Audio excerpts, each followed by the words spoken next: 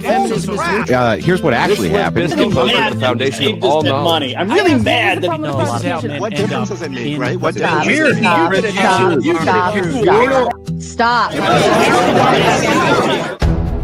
the deregulation of the industry is obviously going to cause more of that industry. To lubricate the trust connection between people until they have enough. Yet we could still look at biological reality in determining who's a female, even if there are.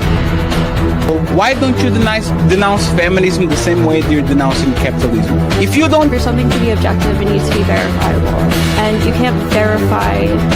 If I make a claim as a political pundit, it is true that I definitely could be wrong.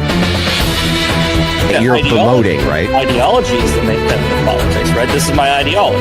And so 2015, anyone go back and watch the footage? The first GOP debate. Robert. Oh, dead? For a bar, you said.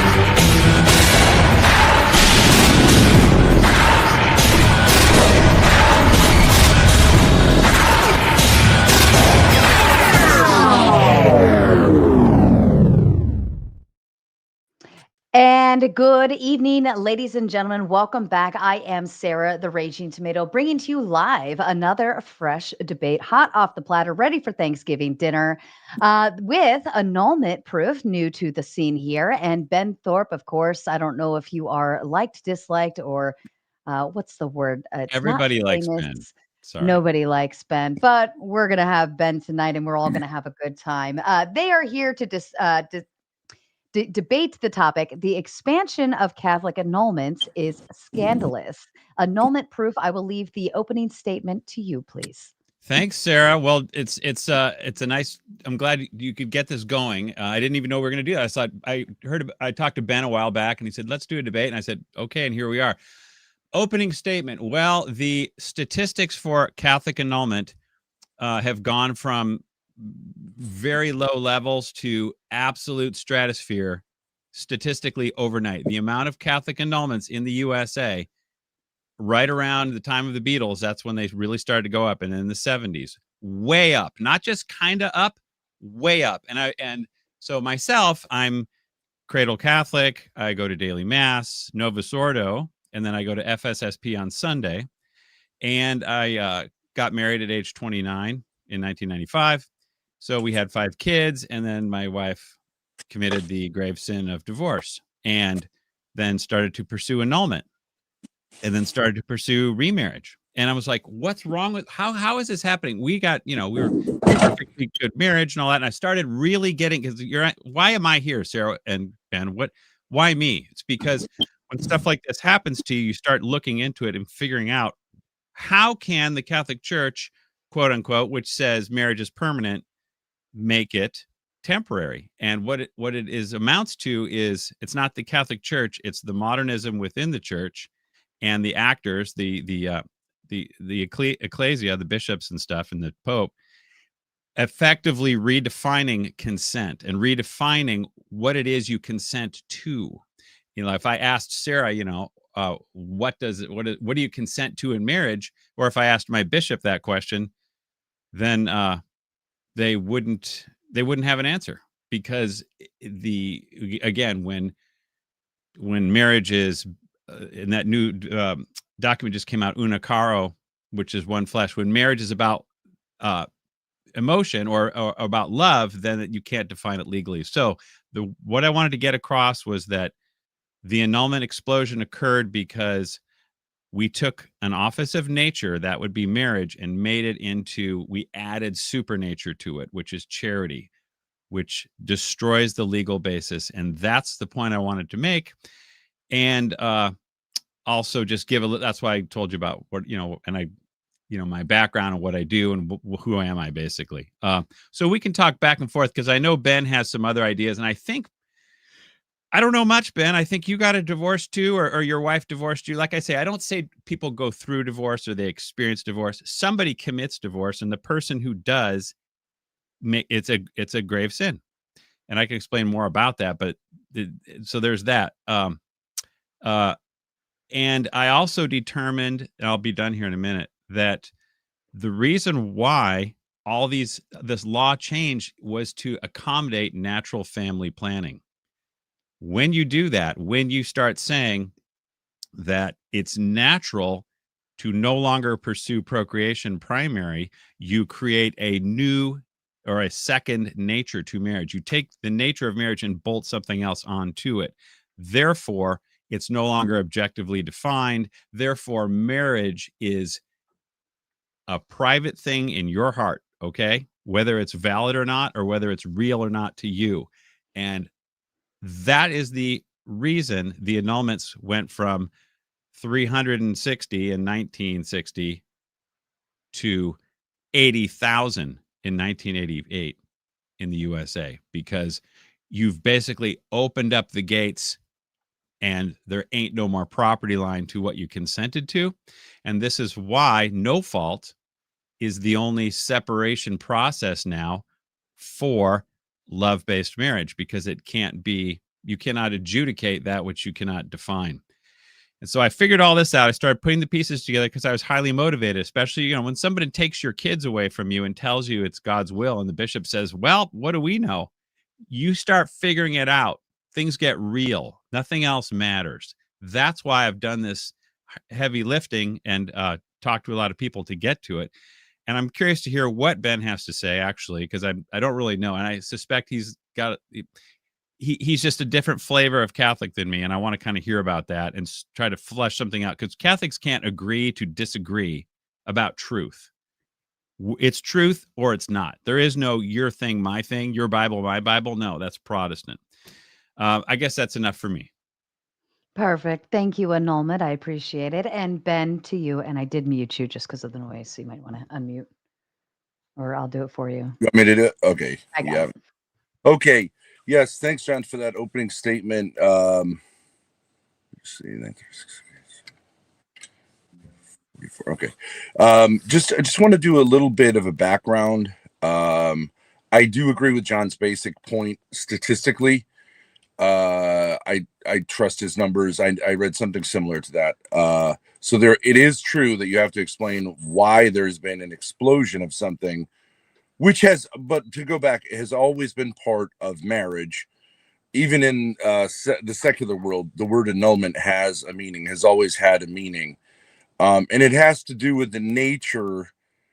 Well, it can have various ways in which annulment has to do with what went on when the vows were taken. If there was a defect of consent, or other issues like consanguinity, which is like you're too close in blood, you're not able to consummate those things. But the major one that I think is attributed, this explosion is attributed to what are called defects of consent. In other words, it's not, a lot of people think it's much more complicated. John seems to think it has to do with like whether you're in love with someone or not. It has to do with whether you fully understand. Consent means, do I understand what I'm doing when I'm doing it? So to use an analogy, and I hope we can do this, it's not a bad analogy, something like selling a house. Of course, if I don't own the house and I try to sell it, that's not going to be valid. If I own the house, but I'm mentally incapable of understanding the words of the contract and I sign it, let's say mentally challenged, or I have dementia or something like that, or someone's tricking me, or I'm sold it quickly. Someone presents the correct contract, but I'm pressured to sign it really quickly because of external circumstances. Someone has more or less a gun to my head to sign it. Okay, these are all defects of consent, which would be very similar to contract law and the vows of marriage, although the vows of marriage are significantly different in other ways than contract law because they're permanent, they involve sexuality, etc. And I do believe there's a lot of dysfunctionality, or there are a lot of problems with the annulment regime. It is true that annulments can be used as a kind of backdoor divorce. Some bishops maybe don't really want to deal with the issues, would rather keep people in the pews. And popes who have been overseeing this process, like Pope John Paul, I think did see it as like problematic if it was too liberal, too kind of like just what do you call it, rubber stamped. He referred to a basic kind of that it's not that hard to consent here, that it's not that complicated, that that this kind of thing, in order to pull it back. There are problems because each diocese handles this separately, although it can be appealed. I'm not sure if it can be appealed to the Vatican, but it can be appealed. But underlying the whole thing, my contention would be that despite all the problems, and there are many, many problems, another problem in America is that you have civil law and you have church law, and they don't see things the same way.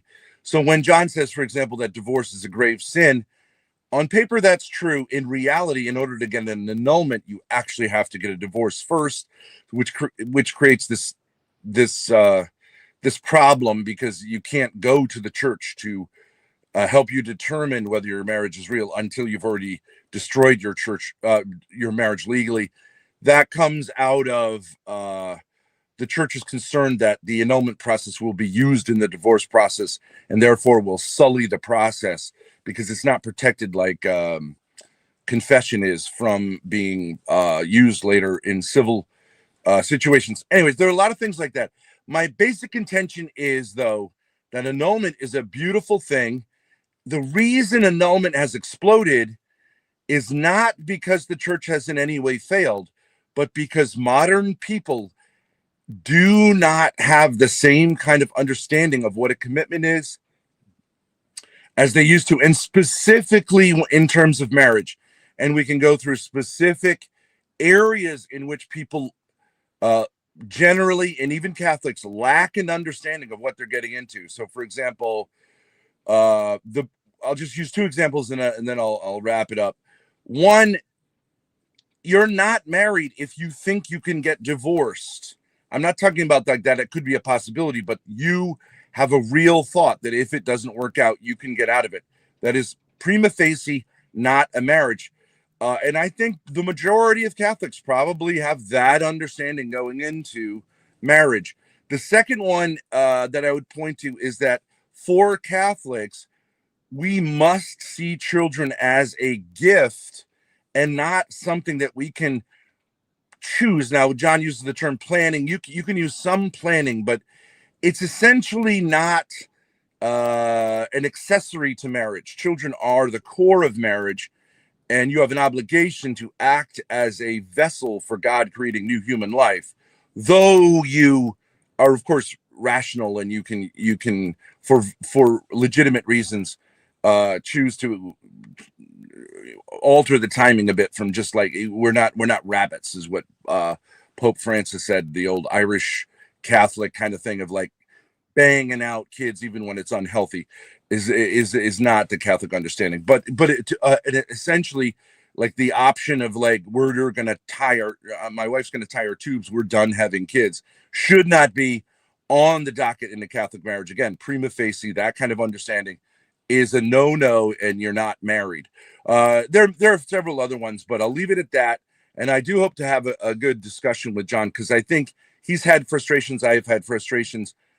The question is, what is the core problem? And I don't think it's the teaching of the church changing. Okay. Thank you so much, Ben. As a kind reminder to the audience, we are going to get through our debate. We will move into closing statements, read and respond to your super chats, and then, of course, we will maneuver into your favorite part, open panel dumpster fire. Gentlemen, I leave the floor open to you. Great. So, hey, Ben, the last thing you said was you don't think the problem is that the church changed its teaching. That's kind of what you said, right? Yes. Okay, I agree. The church can't change her teaching. It doesn't change. You can't do that. But in effect, what has happened, it's kind of like if you, I don't want to use an analogy, never mind. So I'm saying that, let me just get right down to it. You can't define marriage, Ben. And that's what I'm going to accuse you of, not being able to define marriage. And the reason you can't define it is because you have accepted the subjective terms as essential to marriage, okay, from the spirit of Vatican II. The Vatican II did not change anything.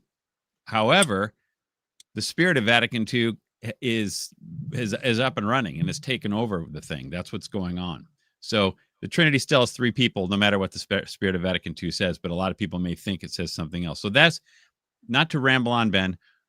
You talked about people needing to be able to consent to marriage. What is Ben? What is the object of consent? That's my question. Okay, can I just make one clarification? The church teaching doesn't essentially change, but there are developments and there are changes in language and understanding. So I would hold that that is the doctrine of the church as far as change goes, called development, not change. But if you want to say what is the object of marriage, marriage is a union between a man and a woman for the purposes of procreation and the unity of the spouses. I think something like that. Okay, so you're saying one needs to consent to procreation and union of spouses in order to consent validly, right?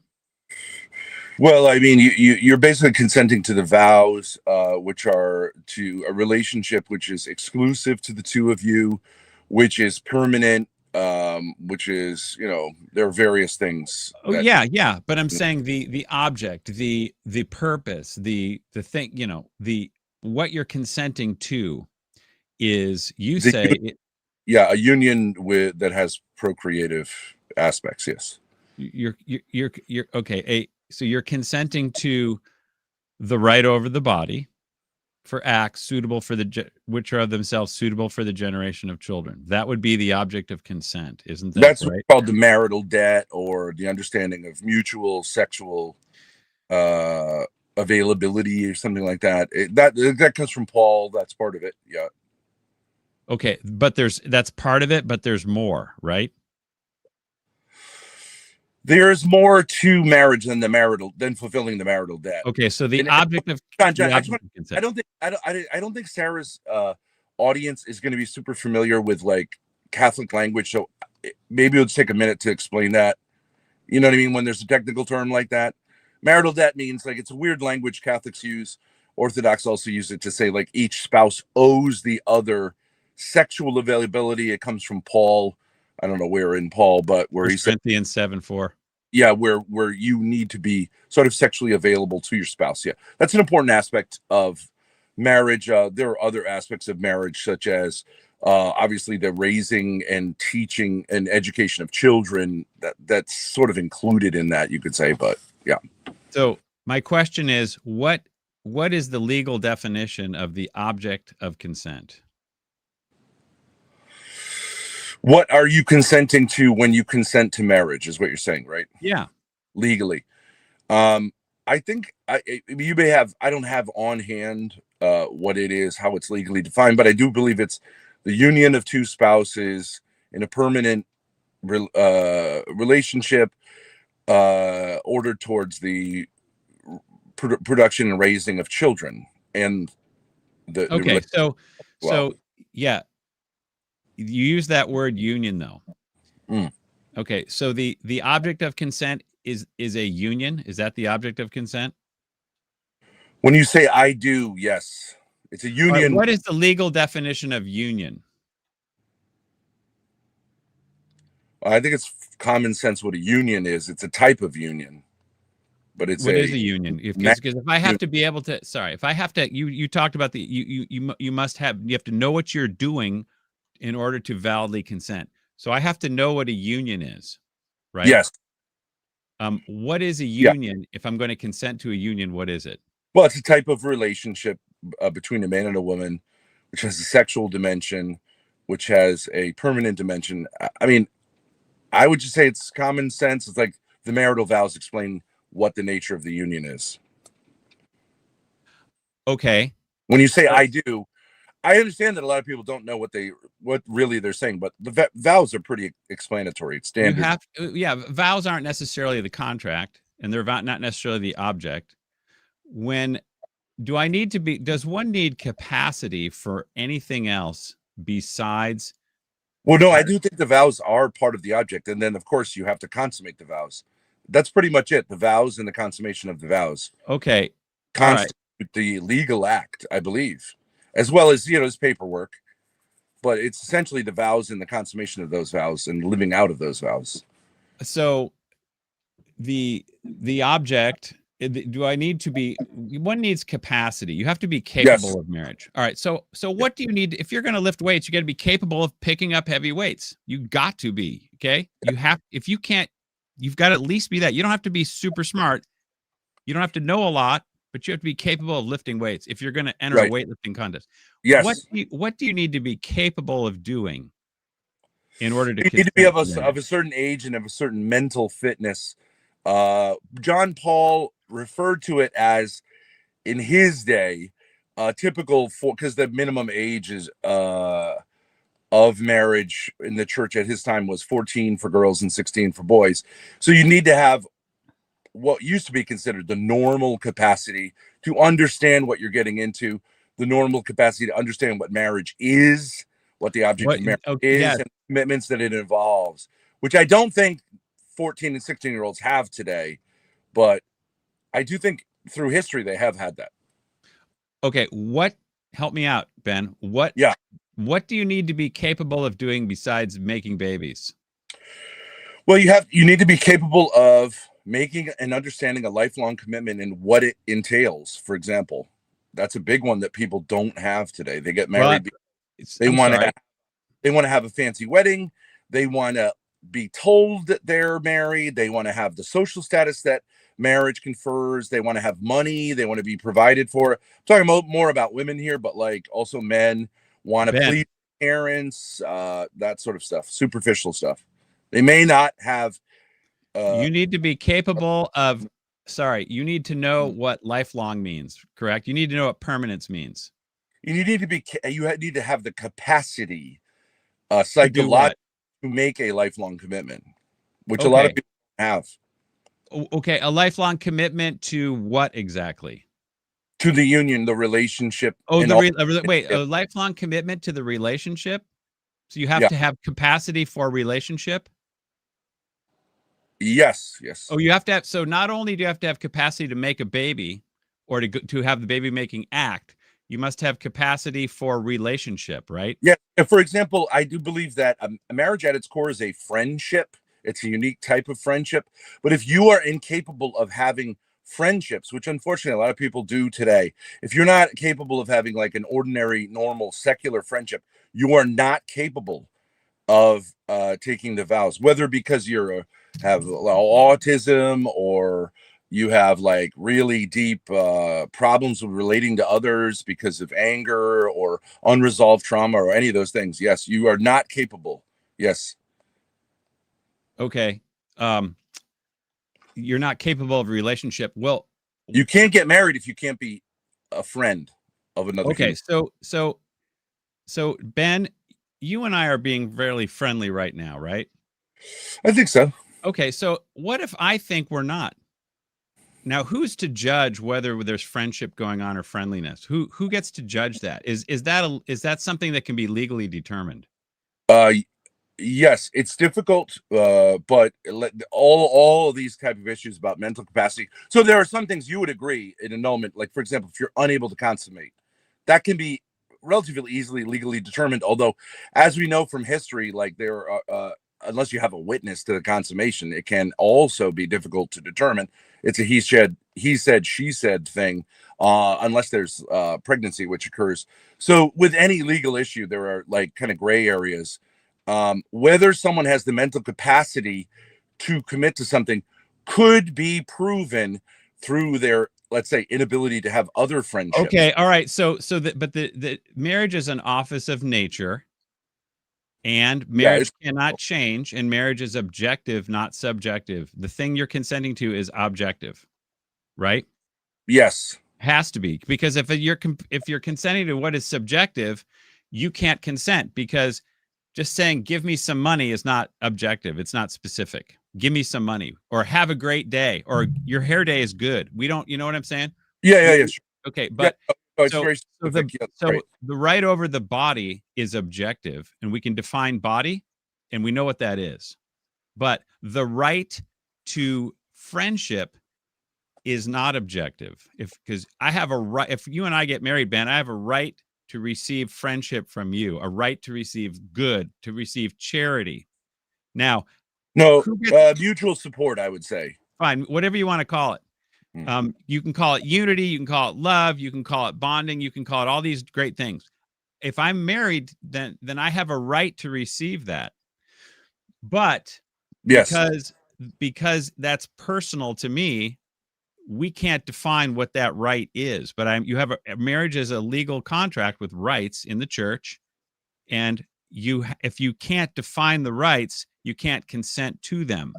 So this is what I wanted to talk about and get to, Ben, that this addition to the essence of marriage. In other words, I'm saying that it can never change. What has happened is the subjective element has been bolted on, and that's called love. And this is where we have the right to be happy, and as long as we both shall love and all that kind of thing. I had the old code and the new code up on to try to share on the screen. You want to bring that up? Sure. Yeah, sure. Mm-hmm. So let me zoom in on a little bit more. So as we can see, the what the object of consent was back in the 1917 code, and from the beginning of time with the church. Matrimonial consent is an act of the will by which each party gives and accepts a perpetual and exclusive right over the body for acts which are of themselves, meaning you don't have to have anything good with it or anything, just acts by themselves, suitable for the generation of children. This is what everybody knew marriage was until the advent of birth control. Because we have to make something other than, this is why all the Protestants were against birth control. Everybody was, because it was about procreation. That's what marriage was for. Everyone stayed married together and had 15 kids. That was kind of what was going on until birth control. Now, because the Pope kind of got going with the natural family planning, quote unquote, we have a new object of consent. However, this is just legal poetry. It's like you said, Ben, it's not a new law, but it's new words, but they mean the exact same thing. They have to. But the spirit of Vatican II and the status quo has has run with it. Okay. Matrimonial consent is an act by which they mutually give and accept each other. So we used to have a right over the body. Now you have a right to the other person. And my point is that what I figured out in this process and why all these annulments are going on is because no one, not even Cardinal Burke, can define the right over the person. He admits it. Like I had in 2011, he gave a speech that says we cannot define the essence of marriage today because we now consider the self as the object of consent, not just the body. And therefore, annulment is on demand at this point, because if, Ben, you and I get married and we don't get along so hot, I'm going to say, you know what, Ben, you're incapable of marriage, because that's what. Okay. Yeah. I mean, of course, you and I can't get married because we're two males, right? Oh, well, yeah. You're saying theoretically if we were a male and a female, but that in and of itself also shows. I do think that you make this move of reducing marriage to the sexual act, which has never been the teaching of the church. You must be familiar with the history of like Henry VIII. Henry VIII was a Catholic. He sought to have his marriage annulled. I forget what the grounds were, maybe consanguinity or maybe non-consummation. So there have always been additional other defects in a marriage, which there could be, such as a lack of consent or something being forced or something like this. I mean, I don't know how you do this. You're saying basically if the sexual act occurs, you have a marriage. And I don't think that's true, because even in the secular world, even non-Catholics would acknowledge, for example, a Vegas wedding where both parties are out of their minds on drugs. Yes, they can take the vows. Yes, they can consummate the act. But generally speaking, we would all recognize, without like mentally being there at the time to make those vows, it's pretty much an automatic annulment, even in secular society. If you come back 2 days later and you said, I was drunk, if the mafia is involved in a wedding for various reasons, they force it. Therefore, there's duress, which you couldn't talk about. You can, yes, take the vows. So I don't really understand why the reduction here. You're saying because it's an object of nature. That's why. But you're changing the church's. I'm sorry. I'm an office of nature. Excuse me. You're changing the church's teaching. You're saying there is no commitment. I don't like. There is a commitment to the unity. Okay. So you see it in the vows, which are largely intact. Yeah, vows. The vows contain the contract, but vows are not the contract. That's my point. And well, if you say something, if you say, I know that you're saying lovey-dovey, you're going to be happy forever. I understand. I do think a lot of people think that's what it is. But mutual support just means like, I will support you and you will support me no matter what. Right. Right. Yeah. So you have to be able to understand what that means, and you have to have the maturity to be able to, you have to be like Thomas Aquinas says famously, you cannot give that which you do not have. Yes, so but you don't have to have lifelong mutual support. Then if you fail, okay, if you did have that capacity and you failed, now you have you have in the marriage. But sorry, Ben. So there's only one. The only thing that is essential to marriage is procreation, because it's primary. And no. Yes. Primary means essential, and secondary means not essential. Now, number one and number two. Yeah. So because one end needs to be independent. Otherwise, if everything's dependent, then nothing's primary. Marriage does have a primary purpose, and that's procreation and education. Therefore, the conjugal act has one primary purpose, and that's procreation. This is why I say when we introduce legal family planning, now we have to have a new primary purpose for the conjugal act, and that happens to be relationship, love, whatever you want to call it. Now we have wrecked the legal basis for marriage and made it subjective, which means peace in, peace out. Therefore, the annulment rates skyrocket. And that's why I brought up the code right here. Look at what we have. The primary end of marriage is procreation and education. Mm-hmm. Secondary end is mutual help and allaying of concupiscence. These are not essential. They are available in marriage, but they're not the essence of marriage. You say that they're not essential, but you have here like 20 words, all of which are a very tight definition of marriage. They're all essential. Just because one is primary and one is secondary does not mean you're adding. You read into things. I see things that aren't there. Well, you would agree with Aquinas. You're saying mutual help is like if you're into it, yeah, sure, it's fine.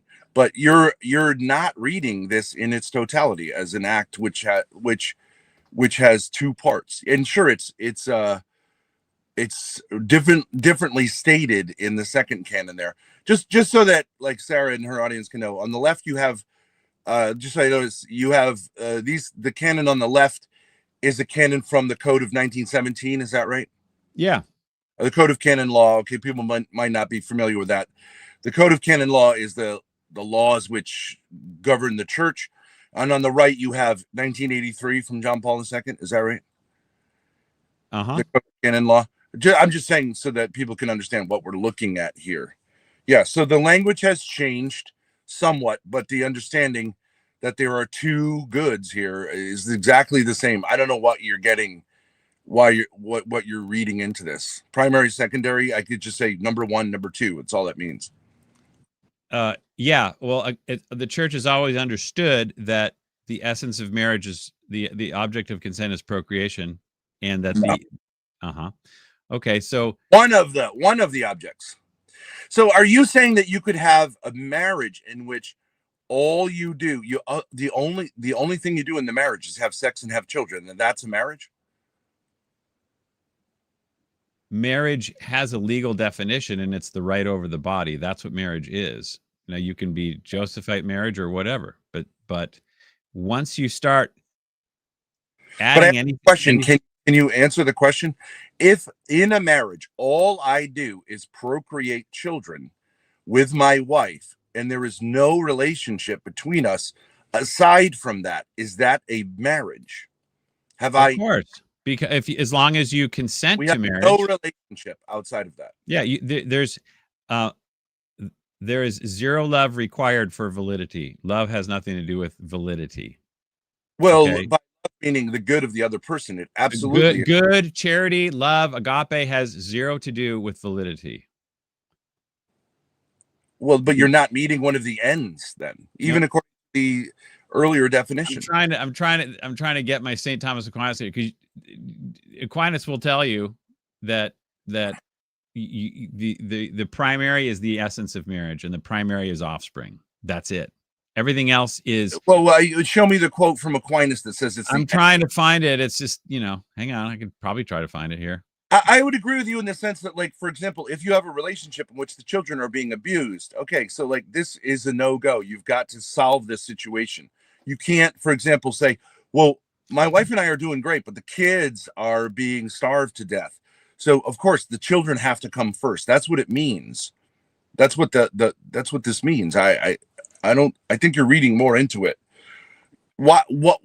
So you don't believe that a marriage is in essence a friendship? No, it's not that I don't believe it. It's that the church does not teach that the essence of marriage is friendship. That is not the essence. The essence of marriage is the contract over the body. That's what the essence of marriage is. Yeah, so I don't think we're going to be able to get too far with this, because you're just saying marriage is sex. So then I don't understand. So then what do you need marriage for at all? Why don't you just have sex? If you have a child, you're married.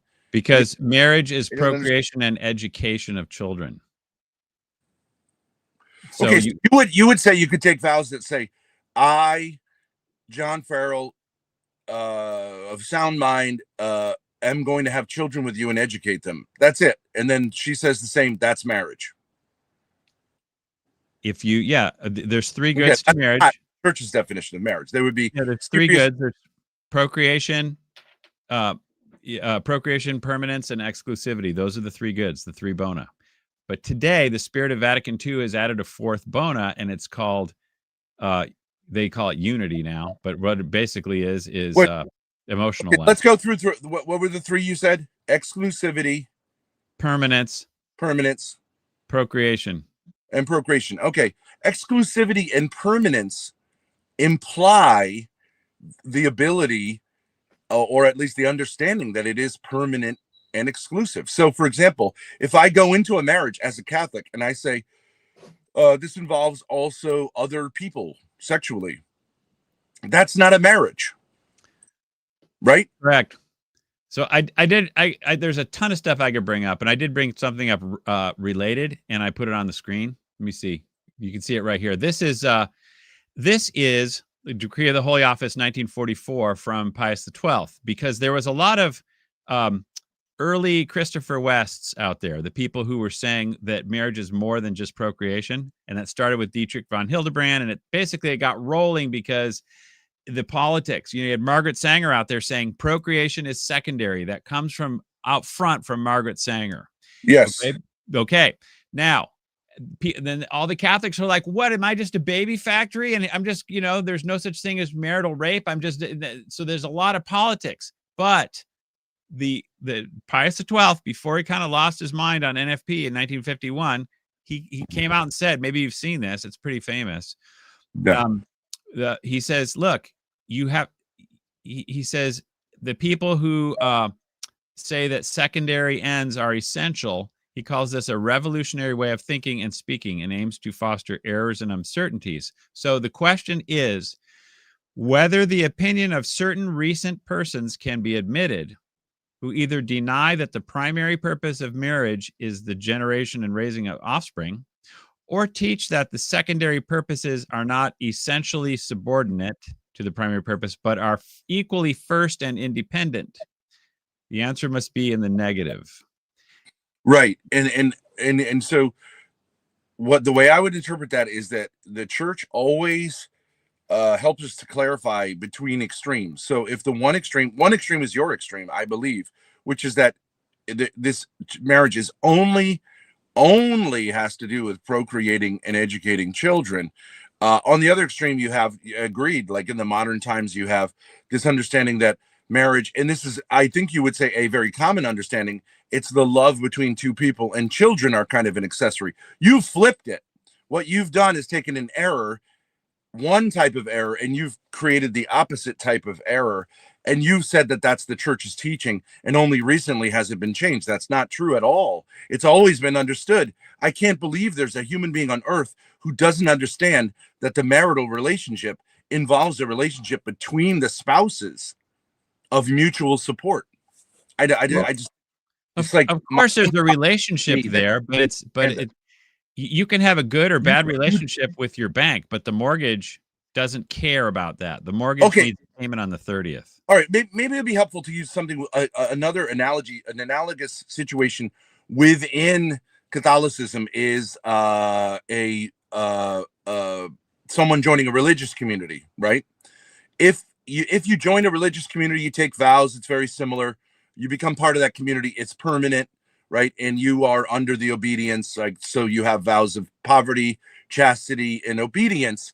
Okay, so are you saying that it's just simply if a potential monk takes the vows that and is living there, that he is a monk? Or can it be that someone, let's say someone you're losing me. Sorry. Let me just finish. If someone goes to the monastery, which happened in time, to avoid, let's say, police like the Roman Empire, like hunting them down for a crime, and so they have a defective act of consent. They don't really want to be monks. They just want to avoid being caught by the law. Do you not recognize that, like, you should freely and capably say, like, I'm permanently being vowed to this community, and I understand that this is a religious vocation, not simply like a way to do something else, right? And they would look at that and say, like, those vows are invalid if it came out later that, like, you weren't doing what you're supposed to be doing. And that's the same with marriage, and that's always been true. It's just that there are many more people today who are incapable of, like, say, I would say the basis of it is relationality. Yes. And they're not going to be able to raise children either if you can't relate to other human beings for whatever reason.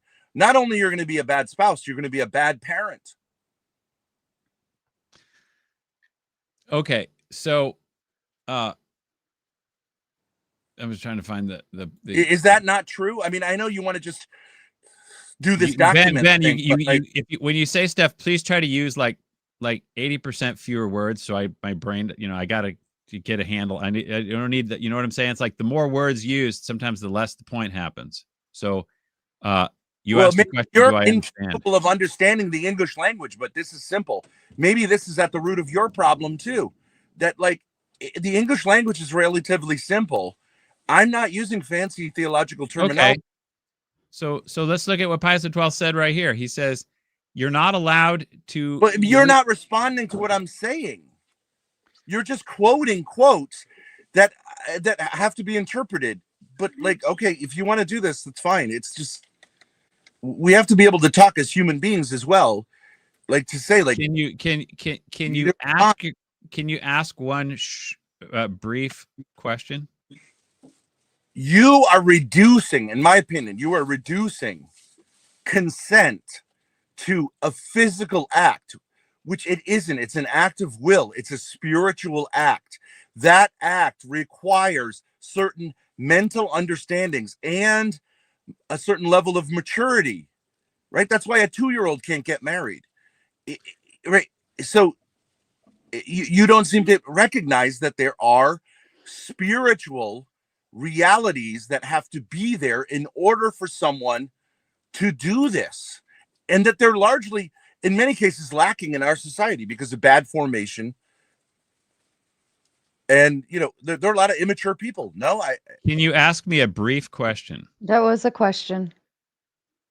I didn't hear the question mark at the end. What was the question? He's asking let if me you use another- understand. He's asking if you understand the concept of consent being able to be understood by some, but definitely not all. So there is, as he said, a 2-year-old obviously can't consent because they don't have the mental capacity. But Ben's also adding in the spiritual feature of consent. I'm not sure where that comes from, Ben. Pardon my misunderstanding, but I'm assuming the two of you understand the spiritual consent that goes with it. I reverted to maybe like pre-Cana or something, but there's a spiritual consent, a mental consent, and he's asking if you understand that there's a stark difference in consent. Well, I would say like the ability to have a relationship is a really good test. The ability to relate to others in friendship is a really good test as to whether you would be capable of marriage, because it is a type of friendship. So if you're not capable of friendship, you're not capable of marriage. Well, God, you guys, okay. If you're not capable of friendship, you're not capable of marriage. Yeah. All right. So therefore, there's annulments based on incapacity for friendship. Yes. Right. Relationality. Yes, definitely. Okay. So when do you think the first annulment based on incapacity for friendship was granted? I don't know the history of annulments, but I know that they were very rare and they were not written down a lot because it was seen as like shameful. So the history there is murky, but there have been, I don't know what to tell you. Like, let me use an example. If a man I could answer that. struggles with homosexuality and he gets married, right? Like, because he wants it to, but he doesn't tell his I guess it would be like fiance. He doesn't say, I struggle with these issues. I basically am oriented towards same-sex relationships sexually. Okay. If he does not disclose that and he's getting married just to kind of like say in the 50s, just to avoid, and he doesn't want to deal with his sexuality, that is not a marriage. Ben, I can nail this down 57 different ways, and I have proof text to show that I'm right, and that relationship has nothing to do with the object of consent. And the answer to my question was, how many annulments have been granted based on incapacity for friendship in history? The answer is 0 until after 1965.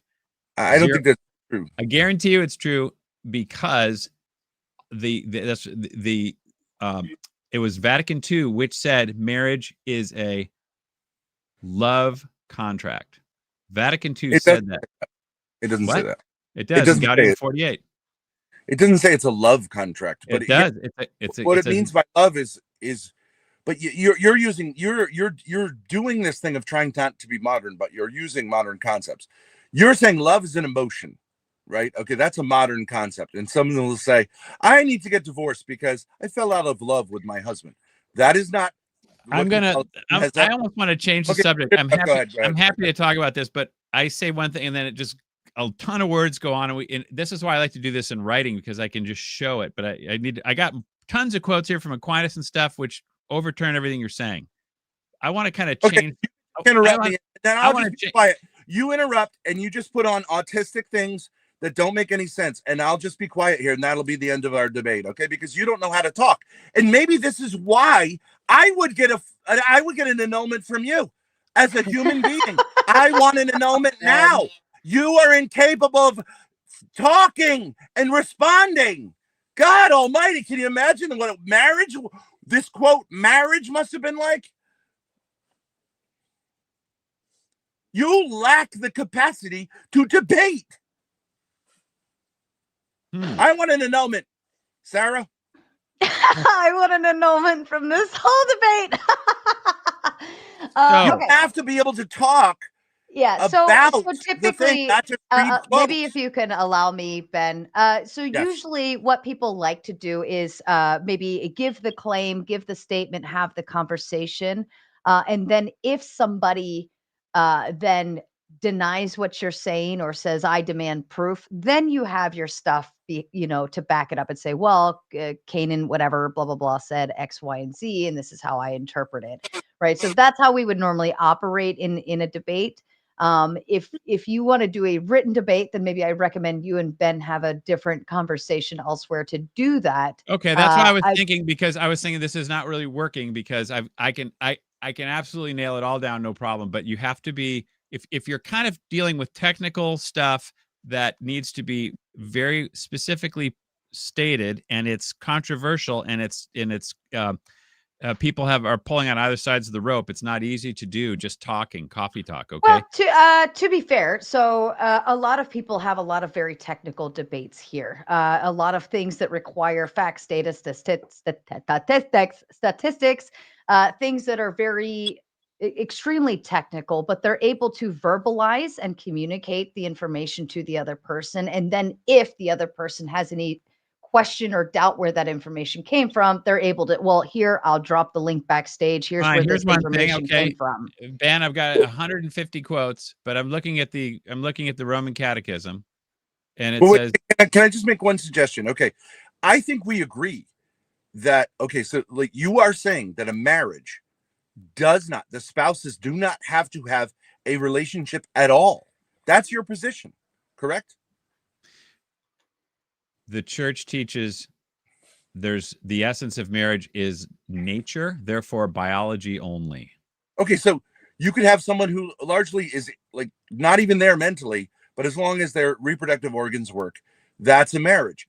Okay, I don't know where you get that from. I would like to pivot away from that, because I think that's idiotic. I mean, I just would say that's idiotic. Everybody thinks that's idiotic. That's right. You could say they're the idiots. I'm not idiotic. Okay, but can we just maybe pick, because you're gonna say that's like, what I was trying to do. This is what I want to pivot to. Okay. And sure. I think it's important. I think it's interesting. And that's why it says separation courts on my little name tag there. Every diocese in the country had a separation court, and you're familiar with that. All right. So I know. Well, I know in my case, I tried to appeal to the bishop for separation, and they were like, "What are you talking about?" So, correct. It is in canon law. I agree. Yep. And it's in canon law right now. I agree. And why do you think they said we don't know what you're talking about? Well, even they were surprised when I was asking about annulment, because they assumed you only get annulments after you've been remarried. So I was like, no, I want to know about what the situation is now. And they're like, whoa, we've never heard that before. So the regime in practice is that this is the kind of way of patching up someone who's already gotten remarried, right? Like I think the vast majority of these cases is to make it paper okay for them to participate in the church. And I don't think that is the purpose of canon law here. But there are reasons I have come to understand. Like, for example, so let's say you have a putative marriage, okay, and you say, I want to know if I'm really married. You cannot go to, in America, any tribunal to ask that question prior to pursuing it civilly. You know what I'm saying? You have to, they will say to you, no, you need all of the divorce settled before we will tackle it. You don't need a divorce first. The reason for that is pragmatic, but go ahead. No, it's not. The reason for that is because, number one, you don't need a divorce first. They won't admit that unless you go talk to them in person, and then they will admit that. And the reason under canon law, they don't. Under canon law, they don't. Yeah, it's just a bishop rule. The reason they won't, they want a divorce first, is because somebody has to adjudicate the separation. Okay, kids, money, property are not mere civil effects. Right. They do not belong to the civil judge. Nothing. None of that does. And this is why there were separation courts, where you live, Ben. The last separation court occurred somewhere between 1969 and 1974. That was the last one. And then they abandoned it because there's nothing to adjudicate. And you know why? Marriage is love and relationship, and we can't judge that. That's why.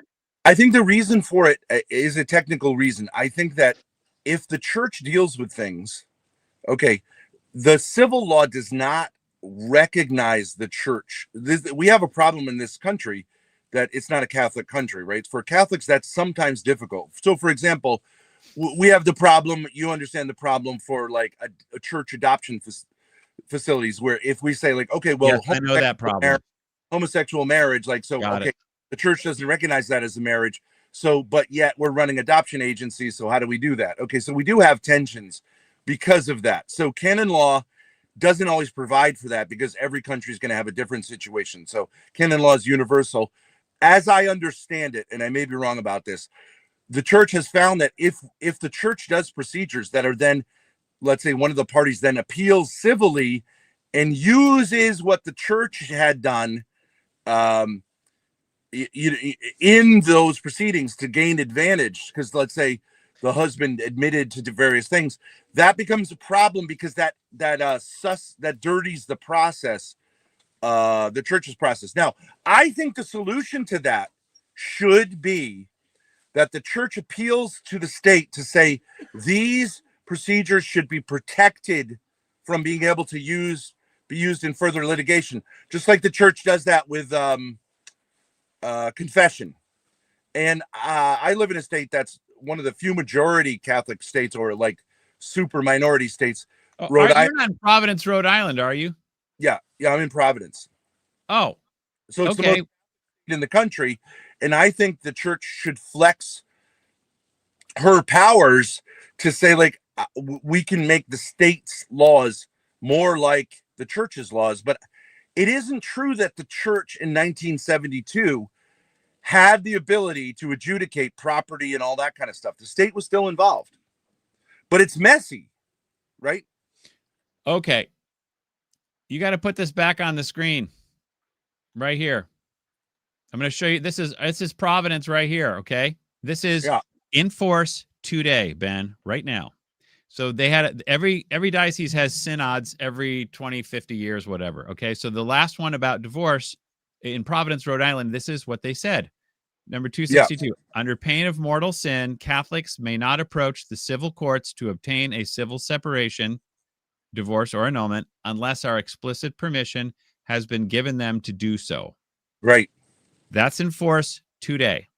And that's why they had the separation courts. So yeah, I understand. Yeah. Okay. It's a mess. I agree. It's a mess. It's not a mess. They're not doing, everyone is ignoring this law, and they're right. That's why it's a mess. I'm saying it is a mess. So I'm saying that the reason why you have to get the bishop's permission is because everything that goes down in divorce court is a church property, not civil property. The parenting plan and all that stuff, that's not a mere civil effect. However, when you have relationship as the definition of marriage, then there's nothing, they can't do this. They can't have a separation court in the church today because there's nothing to adjudicate. Because if Ben's married to John and we're both disagreeing over who can understand the English language and who has feelings, what are they going to do? They can't judge that. There's nothing to adjudicate. That's why it goes to no fault. And no fault is the only adjudication available where the marriage is not objectively defined through procreation. No, that's not true. The state does not recognize that. The state does not, I don't know exactly when this happened, but the state does not recognize the church's legal right to, for example, split marital assets. It's got nothing to do with love or anything like that. The church used to the state used to, I think in some ways they had an understanding. It was never really super clear, but the church was allowed to make those privately between the couple, and the bishop's word would go. But you know that today, if I disagree with the bishop, I can then take it to civil court. That's the problem. And the civil courts will not recognize. What year are you talking about when this was happening? Hold on. In my own situation, like I have a letter from a priest saying, like, this is the situation. I met with both of them, whatever. The civil court is not going to care. They don't care. I know that. I know that.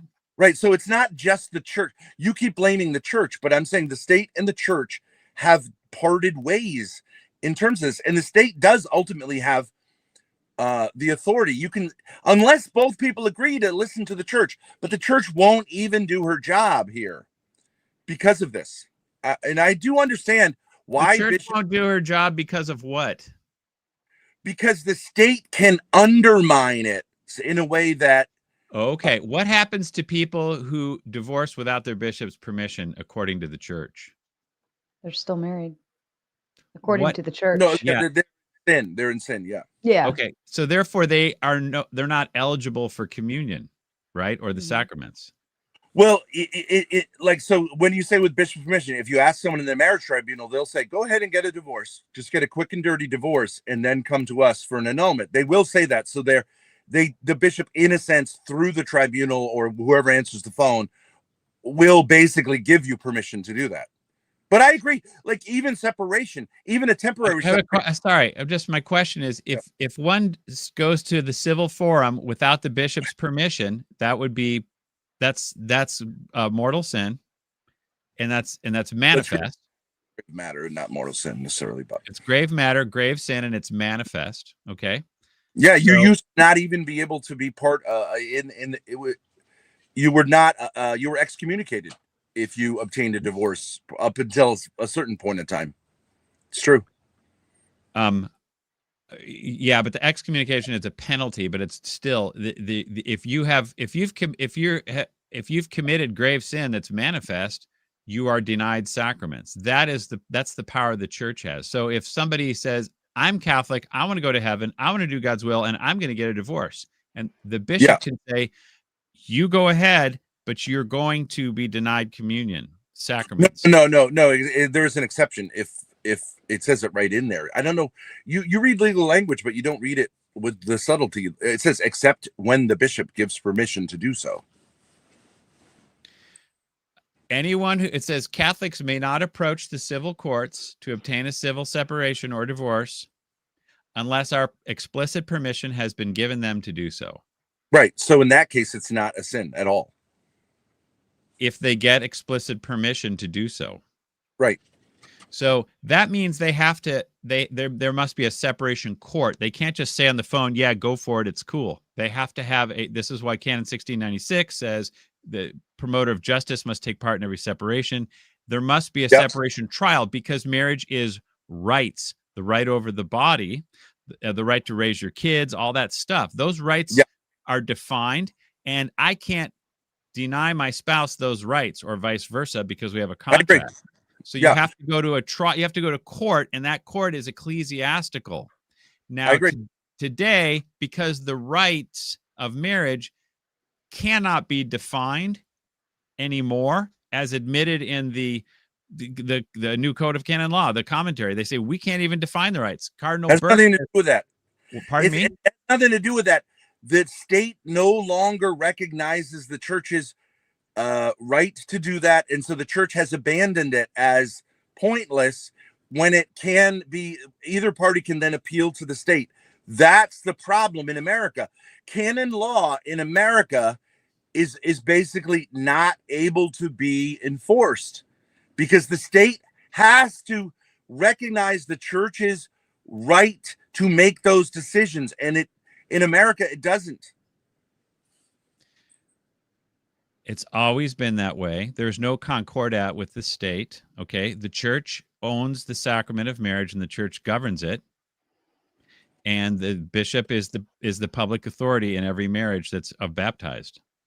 So when somebody, yes, I agree with you. No, not in reality, he is the authority of every. Yeah. Now he can't take anyone to jail, but he can take people to hell because he can deny communion. And when you separate extra ecclesia, you are an abandoner because you are taking your vows and you're laying claim to them. And Catechism 2384 says if you claim to break the contract, which is what you do at civil court, that's a grave offense. And that's exactly what Trent says.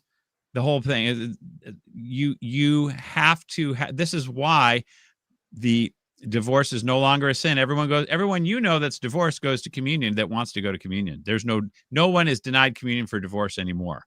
Everyone used to be. Everyone used to be. Yes. And the innocent spouse got the bishop said, you get the house, you get the kids, you get the money. And if the guilty spouse says, forget you, I'm taking you to civil court, the guilty spouse is denied sacraments. So the church does have authority over all these contracts, but they choose to look the other way and let the state handle it. And the reason they do that, Ben, and I'm saying this, is because your bishop today cannot adjudicate a separation. He won't do it. Yeah, right. I understand that. I understand it's a mess because it's never been dealt with. But when you say there was never a concordat, there was an understanding. So, for example, like here in New England, we had this scandal of the church about how certain cases were handled where inappropriate behavior of priests and young people. Okay, it used to be that the state would allow the church to handle that kind of in-house, and that was broken by a new legal offensive in which the bishop could be personally sued. It used to be that with lawsuits against the church or against any nonprofit, there was a limit to what tort law could do to discourage these kind of laws. And we know that recently there have been billions and billions and billions of dollars that the church has been forced to pay out because lawyers came up with a new technique of suing the bishop personally because he technically is the owner of the school or whatever. That is not an inform, and the state allowed that. The state could have said, no, you can't do that. You can't sue billions of dollars to a nonprofit because ultimately you're really taking the money out of the hands of parishioners who are giving money. So the bishop doesn't even necessarily lose in that case. That has been a change in the kind of an informal change. And the same thing has happened in terms of marriage. The state has taken over marriage. Now you could say a bishop could say, well, I still have these rights and I excommunicate everyone who does this, but he doesn't because it's a mess. You can't get out of it. He doesn't do it because he can't adjudicate separations. He can theoretically, but he won't because the state can undermine it. The reason why he can't is the reason why your bishop can't adjudicate a separation. The reason why he can't adjudicate a separation is because he can't define the object of consent, and neither can. And the reason why I say that is because it's subjective. And Cardinal Burke admitted we don't know what the essence of marriage is. We can't define it. Yeah, Cardinal Burke is a proto-schismatic. So now, are you saying that tribunals don't function? They do. Tribunals function. Your tribunal cannot define the object of consent. Do tribunals judge cases? Yes. They judge a lot of different cases. That's right. Okay, so you're wrong that the church post-Vatican II cannot make judgments based on a canon law understanding of things. I understand there's a problem that they don't deal with separations. It's a mess. And I think secular Catholics should change state law to make it more in congruity with church law so you don't have this thing. And why do you think the last separation court was held in Providence in 1974? Why was that occurring? Because Providence, the Diocese of Providence has the highest Catholic population currently of any state. So hold on a minute. Let me just finish my sentence. The deference that was shown to the church was shown for the longest in high Catholic population areas because they didn't want to offend the Catholic population. But nevertheless, in both the Diocese of Providence, another one is the Archdiocese of Boston. Of course, we've seen that the state basically gave the finger to the church because of these scandals that. Do you know when the state first gave the finger to the church on that? The state took that over. I've been to court. They don't care what the Catholic Church. When did the state do that? When exactly? It happened slowly over time, but I can tell you when. I would say 1974, probably. I don't think the Diocese of Providence wanted to get rid of those courts. It's just that they saw it as superfluous. It's like no one took it seriously. So why do it? I do understand their thinking there. Marriage was given to the state by Martin Luther. That's when it started. He said marriage is a state issue. And he had to do that because he's now the Pope. They fired all the bishops. That's why. Protestantism took marriage away from the church and gave it to the state. That's when it started. It still had a state. The state was always involved to some degree in marriage and children, because you have things like the state never cared about what the state never cared about what the Archdiocese of Providence said about the marriage and the separation. The state never cared. That's not true, because think of Mormons. If Mormons said, like, you can have multiple wives, the state would override that and say, nope, no bigamy.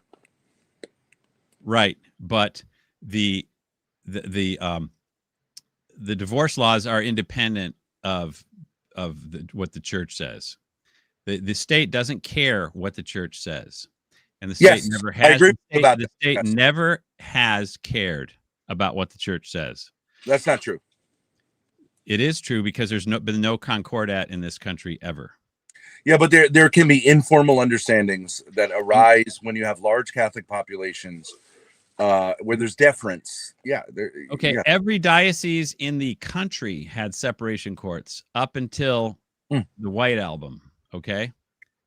Doesn't matter. The Catholic population doesn't matter, because if you did not go with what the bishop said as far as the separation decree, you were denied the sacraments. That's why.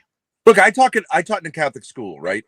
Okay, and I had kids come up to me with, I'm not going to get into any details, but I had kids come up to me with situations, even about, let's say, other teachers and things like that. I immediately have to report that under recent Rhode Island law, whether the kid wants me to or not. Might be a really sensitive issue. It might be a kind of gray area. If it passes a certain test, I have to immediately report that to the local police. It's called mandatory reporting, right? Now, that didn't used to be the case. Now, was there a change in the law? Yes, there was mandatory reporting, and Catholics weren't excluded. But this has gone on largely within, that there has been an increasing separation of church and state. You recognize that. It has nothing to do with the Beatles. But it is a product of modernity. It is a product of modernity. The Beatles is a loose time frame for when the bishop stopped denying communion for separation without his permission. Right about the time the White Album came out is when the bishop said, we're no longer holding separation courts. Right, but I explained it. It is a legal development. You say it's a doctrinal development. And you can make that claim. It just doesn't make any sense. Like, the legal issue is the issue. If no one listens to what the church says or cares what the church says, then for the church Catholics should care. Catholics are supposed to care. Catholics are supposed to care. Yeah, but you have to deal with reality. Okay, and so reality is if in a secular situation in which the secular society doesn't, like, what if I go to, my kid wants to get gay married? I'm going to go to my bishop. What is he going to do? What if my son wants to get married to another? I'll answer that question. If your kid wants to do a gay marriage, what does the bishop do? He should tell them, if you go ahead with this, you can't. You cannot. No more sacraments. That's what he can do. He has the capacity to excommunicate. No, you don't even know. Excommunication is a penalty. That has nothing. That's a separate thing. He can say you're no longer eligible for the sacraments because you're in manifest grave sin. Excommunication, right? Sorry? That's excommunication, correct? No. Excommunication is a penalty which is imposed, saying we're excommunicating you for this reason. But Canon, you can violate Canon 915. You can be formally excommunicated, or you can be informally excommunicated, right? Canon 915 denies the sacraments to those who are in manifest grave sin that obstinately persist in manifest grave sin. Now, right. So manifest grave sin would be public adultery, or getting married outside the church. Yes, I agree. That's manifest sin, no sacraments for you. Right. Now, getting separated outside the church is also manifest sin.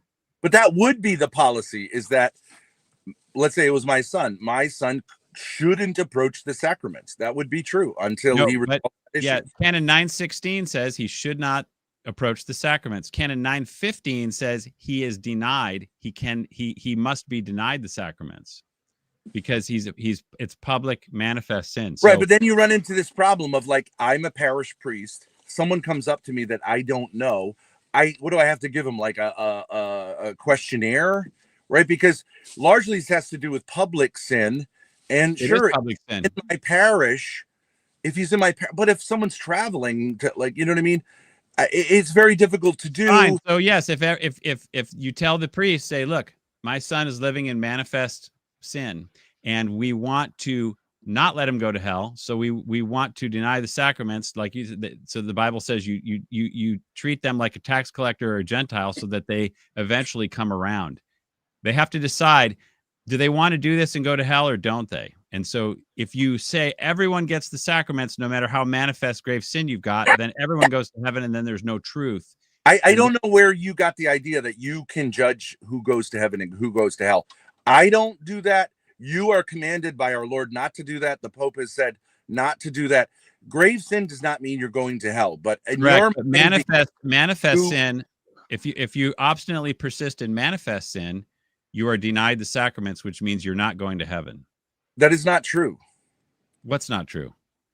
If you're denied the sacrament, there are many saints who were denied the sacraments.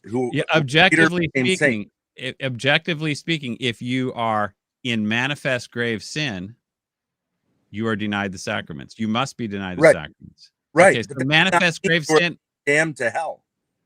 If you're denied the sacraments, you're not going to heaven, because you have no life within you. You cannot. You have to have the sacraments. That's not true. This is once again, you're doing this kind of primitive pre-Vatican II thing. The Catholic Church has never taught that if you don't receive the sacraments, you're going to go to hell. That has never been the teaching of the Catholic Church. And even if you're denied them by your bishop, I believe Joan of Arc, Saint Joan of Arc, was denied the sacraments before she was burned at the cross by a church tribunal. And she obviously is in heaven. It is an infallible teaching of the Catholic Church that Saint Joan of Arc is in heaven, which is why we can pray to her. You're missing the nuance that was there, because in your life, in your situation, you say this doesn't work for me, so I'm going to take a kind of like idea of pre-Vatican II that was not ever actually what was going on pre-Vatican II, because it solves your problem. But in doing so, you are risking something very problematic, which is schism. Are you familiar with the sin of schism or heresy? It is breaking communion with Rome, with our Holy Father. That is a far greater sin than anything you've talked about. Yes, I am familiar with it. Commanded, you're not suggested. You are commanded to submit your intellect and will as a Catholic to the teachings of the Catholic Church. You don't get to say this bullshit about love is an emotion. That is not what the church has taught. You are commanded to submit your will and your pea brain between your ears to it, and you're not doing it. And I'm here to correct you. You are in danger. You shouldn't be going on the internet profaning the teaching of the Catholic Church. You have no job to do that. I don't care what your wife or non-wife or whatever may have done to you. It is absolutely your duty to be a faithful son of the church. Don't you understand that? Does that not give you pause? And if there's a better explanation, which I gave you, which is a legal explanation, for you to say, no, the bishops are bad people, the Holy Father is a bad person, they don't get that marriage is just putting a penis in a vagina, which is retarded, and anyone knows that's retarded. That is not what a marriage is. You should take pause, take a minute, maybe reconsider that you're not getting it. Seek the help of people who know better than you. Joan of Arc she went to a legal tribunal, and they judged her as guilty. Right. They had the authority to do that. They were wrong. But they were proved wrong. Not protected by infallibility. They were proved wrong after the fact. Right. Okay. So for you, but my point is, you said if you are denied the sacraments by the church, you're going to go to hell. No, church has never said that. The church has never said that about anyone. Even Judas, we don't say is in hell, but you'd think if anyone would be in hell, he would be. That church has never said that. Judas could be in heaven. As a Catholic, I could believe that Judas is in heaven. If you stopped receiving communion, Ben, Yes. could you go to heaven? Yes. But you'd have no life within you. There are plenty of reasons that people have, and there are plenty of saints who have for various reasons. But once again, see, this is you. This is you. If I put the wafer in my mouth, I go to heaven. You're a stereotype of what a ridiculous Catholic is. That is not true. There are many, many reasons why someone couldn't receive the Eucharist. If I live in the way out in Alaska and there's no parish available to me and I have to live there for whatever reason, it's fine. There have been saints who have never received communion in their entire life, maybe once or something like that. So you don't have an understanding of how sacramental theology works. It is not like magic that you take something. A small request. You should wonder whether what you're saying, the words you use are doing something which is a scandal to non-Catholics who are listening, which is you are using the gift of speech to be unfaithful to your Holy Father. And the Holy Father is all going back to the Second Vatican Council. You're saying the popes are wrong. You're a Catholic. Yeah, that's right. My request is, can we not use any foul language on this show? I already told you backstage I'm not going to tell Ben he can or can't. I'm asking Ben. I'm not talking to you. Yeah. I'm just asking Ben. Your schismatic language is foul. Yeah, but just no profanity. That's what I request. That's all I request. You are profaning the religion that you're a part of. You are scandalizing. So you understand now you're doing this virtue signaling.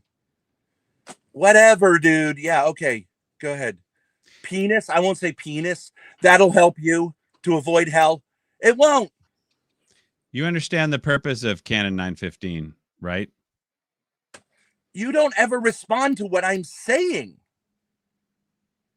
You just keep, I believe you should see someone and look at whether, like, this is really autism. It's not really theology. You can't just keep going like, I read something here, let's put it on the thing. And that's not like how human beings think. You're not capable of holding a conversation. Don't you think if you understand something, you should be able to explain it instead of just saying, I'm going to keep like repeating quotes? Who does that? Who does that, John? What Christians just repeat quotes over and over again? Well, people quote scripture. Protestants. Scripture is good, and also you can quote law, church law. Right, but how do Protestants quote the scripture? They quote it like you do. They don't think it needs interpretation. They don't recognize its interpretation, and what they do is they keep saying it autistically over and over again.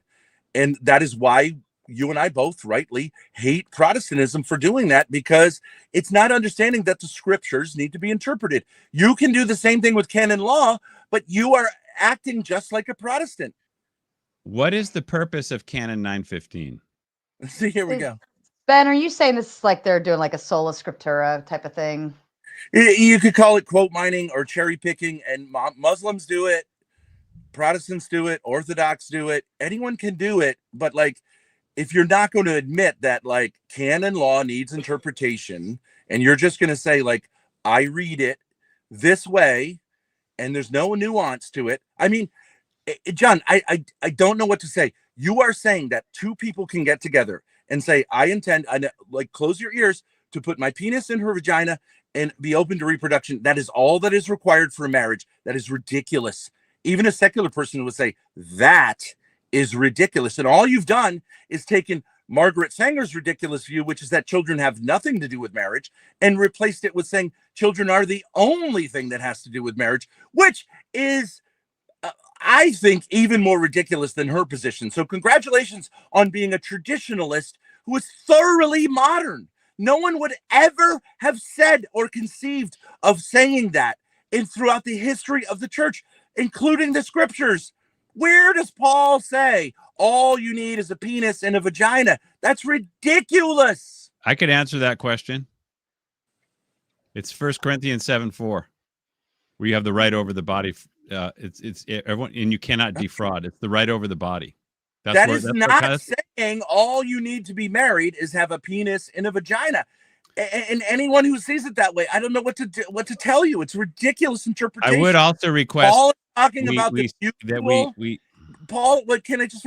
Paul is talking about the mutual obligations that spouses have towards each other. For you to read that and say, well, I think Paul has defined marriage as simply zero relationality in penis and vagina to have kids. It's like beyond, I can't even conceive of it. Well, you don't sound very open to hearing the law of the church on it. John, I would submit to you, any human being on earth who heard you say that means that marriage, that the teaching of Paul means that he's defining marriage as a penis and a vagina, no relationship at all necessary, open to having children. I mean, it's like, I don't know what to do. I don't know what to say here. I think that you are trying to find answers where and you're running up against a brick wall because it doesn't make any sense, brother. It doesn't make any sense. You're wrong. A marriage is not a sexual act. That is part of what a marriage is. Zero people on earth agree with you, I think. Yeah, maybe the red pill might agree with him. Well, I like to make videos. Maybe. And I also do a lot of this in writing on YouTube and in my comment section, because you can see that, like, just talking to Ben about this, he goes on and says a lot of stuff, but he doesn't want to get particular about the writing cope. If we wrote this down, I'd win. Okay, that's why I keep asking you in the comment section of any of your videos, but I've asked you many times on YouTube comments and I get zero from you. So you're a victim of being on YouTube and having a YouTube verbal interaction. Okay, fine. How did the apostles come up with things? Didn't they meet together and talk? Did they do your thing of saying, like, well, I need to write it down because then I can win? I mean, John, you're an immature person. I don't think you really belong in this field. I understand that you have issues from your marriage, and I do think there are a lot of messes there. You could be helpful in bringing these real issues out, but what you're doing is making a mockery of the Catholic religion, and you are a scandal to the faith. But you can join the legions of idiots on the YouTube who sit there and say, like, yeah, the real problem in the Catholic Church is the Pope. That is the most ridiculous thing that a human being can say as a Catholic. It's horrendous, but I don't think you even know what you're doing. So, I guess that concludes, because you're saying I need to write it down to win. Okay, so all right, I think we're done here. You've conceded that you can't verbally explain anything, right? I use too many for you. I can verbally explain things, but if you kind of don't want to, if you just kind of don't stay on the topic and go all over the place like this, then there's you can't really get anywhere. That's why I like to try to bring up quotes to prove my point that marriage is just the right over the body, and that's scripture, and that's what every pope has always taught until Vatican II. And they created this legal poetry that marriage is now a compact, a contract of conjugal love, or it's a love contract now. That's what Vatican II said, and that's a departure. And then once you do that, you no longer can define that object because it becomes the stars in a bride's eye. It's like there's no, you can't adjudicate charity, right? So I'm going to say that, like I said it earlier, if I don't feel that you're being charitable to me in this debate, then you're incapable of debate, and you're calling me incapable. I agree that you lack the capacity to debate. All right. So that's If I'm now, the now, tribunal. now you've just declared that I lack capacity for debate. Now I could declare that you lack capacity for debate. Right. So which one of us is right? I think we're both right that this debate sucks at this point. But who has capacity? I can't No one can adjudicate that. No one can adjudicate that. All I'm saying is your claim, which you will make, is that a Catholic marriage does not require any relationality whatsoever between the spouses.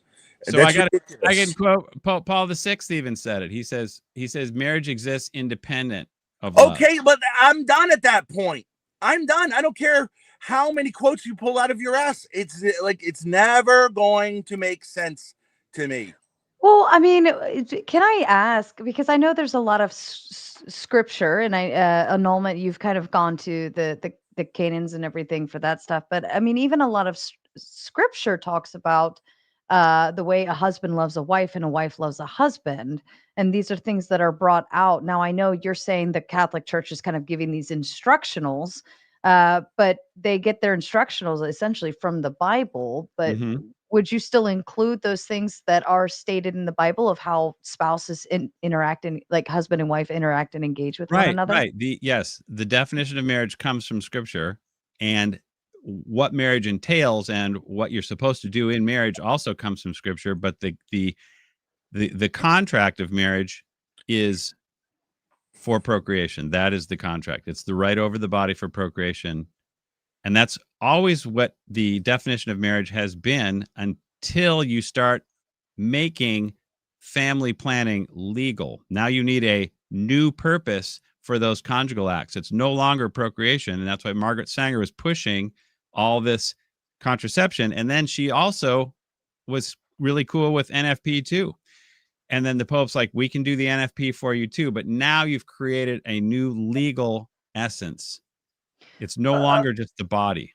Okay, so well, I'm wondering, because you brought up like the ability to have intercourse outside of marriage, correct? Essentially, that's what you're saying. Like outside of reproduction is what he's saying. Yeah. So, but in essence, the Canon, from what I'm understanding, is basically saying the act to procreate is only permissed through marriage, right? So if I'm not married to you, I should not be allowed to procreate, correct? Fornication, that's right. Right. So, well, does it say fornication or does it say procreate? Or reproduction? You have to have marriage. You have to have permanence, and you have to have exclusivity, because you must educate the kids too. You can't just create kids. You have to educate them. They go together. Procreation, education has to go. So you have to have a marriage. Procreation, not fornication, though. So basically, you're giving them permission once you cross that line to create children. So you're the Canon that you had basically said, in order to, like, once you enter this phase, now you can go forward, make babies, and teach them the ways, right? No, he's saying that's all it is. Right. Well, hold on. Well, and that's what I'm asking. That's what I'm asking is it necessarily to say that that's all it is, or is it like once you pass this line, then you may do X, Y, and Z? Not that it's exclusively. Once you pass this line, what is this line? What do you mean? Marriage? Yeah. Once you get consent into to marriage, you consent to rights. That's right. You have rights. Marriage is a legal contract with rights. You have the right over the body, not just the obligation, but the right. They go together. Yes, but you had the primary and secondary thing up earlier, saying to basically make babies and teach them, right? But basically, I'm understanding that as like, this is the next. You cannot do these things until you get married. That's what I'm understanding. Oh, yeah, that's right. Not that this is the only thing, but see, what Ben is saying is, in order to even get to that line, to cross the line, you first have to have that relationship going into it before you can even agree to make babies and teach them, correct? No. You don't need any relationship at all. You can have an arranged marriage, and the marriage is the right over the body. So wouldn't an arranged marriage still be a relationship? Theology. And arranged marriage are not allowed. It does. I would even remove that, Ben. And I'm trying to like provoke your conversation to kick back up, but let me, you could still have an arranged marriage and that still counts as some kind of relationship, correct? Yeah, it's a marriage is a society, just like the state. So you have a society, husband, wife, and kids, and Right. you can. So You must freely consent. You must freely consent. right. So And what have I'm saying is like being able that. to, but even being able to cross and get into that line to get to your Canaan of make babies and teach them, you have to have some formulation of a relationship before you can enter those doors. Yeah, and that relationship is you enter a contract, and that contract says you have the right over the body for acts. That's the contract. The It permanent. also says you permanently will be mutually supporting each other exclusively. I mean, it says it, so I don't know. No, You don't like what the church teaches. I get it. That's not true. The church is infallible, and Except when you disagree with it. I don't disagree with anything the church teaches, because the church doesn't change what it teaches ever. You disagree with canon law, the current canon law in place, the canon code of 1983. You disagree with. No, not at all. You show over and over again the older canon law, and you say, look, they put love language in here, and that's a mistake. And so you fail as a Catholic to be a son of the church. No, the definition of marriage is unchanging, so you can use different words, but it says the exact This same is what thing. Protestants do. They always say, like, no, the word of God says this. You have to interpret it, and things develop and language changes. And for you to say, like, well, I understand the code of 1917, which you don't understand, to be this way, and therefore everyone after that is wrong, is a failure of you as a Catholic to do what you are required, not suggested, to do. So just go be a Protestant and cry about how the Catholic Church has failed you. You're not even a Catholic, really. I'm not saying you're not, but like, you are openly in scandal. And you want to talk about grave sin. It is a grave sin to publicly use your voice to teach against the teaching of your Holy Father. Okay, so the teaching, just whatever comes out of the Pope's mouth isn't necessarily church teaching. It's just, the church teaching can't change, magisterium can't change, but the Pope can say various things as long as it's not ex cathedra. It's not necessarily, encyclical isn't. That's infallible. what all schismatics say. Yeah, yep. It is true that the Pope can be wrong about something. He can't, because. Yeah, but it is not. Yes, if the Pope says it's going to rain today, you could say I don't think it's going to rain today. Right. So. But you are taking a long-standing. You will recognize. You're saying since the Second Vatican Council, the 1960s, you're talking about 60 years of continuous teaching by bishops and the Pope, and this, for you to say is wrong, is a major problem. It's a major problem for you as a Catholic, but you don't care. I don't. You're psychologically, it meets your needs to do this because you're not. I believe probably have daddy issues. Is what the core of it is. You don't like people telling you what to do. You didn't like your wife telling you what to do. You don't like me telling you what to do. And you probably didn't like your dad telling you what to do. And so you are doing this thing in a different sphere than you should be doing it. No one thinks that you're interpreting the canon law of 1917 properly. You're like, that's why, I mean, no one will really talk to you. I'm like your last hope, and you've lost it. So I don't know what to say. I think you have a psychological issue. The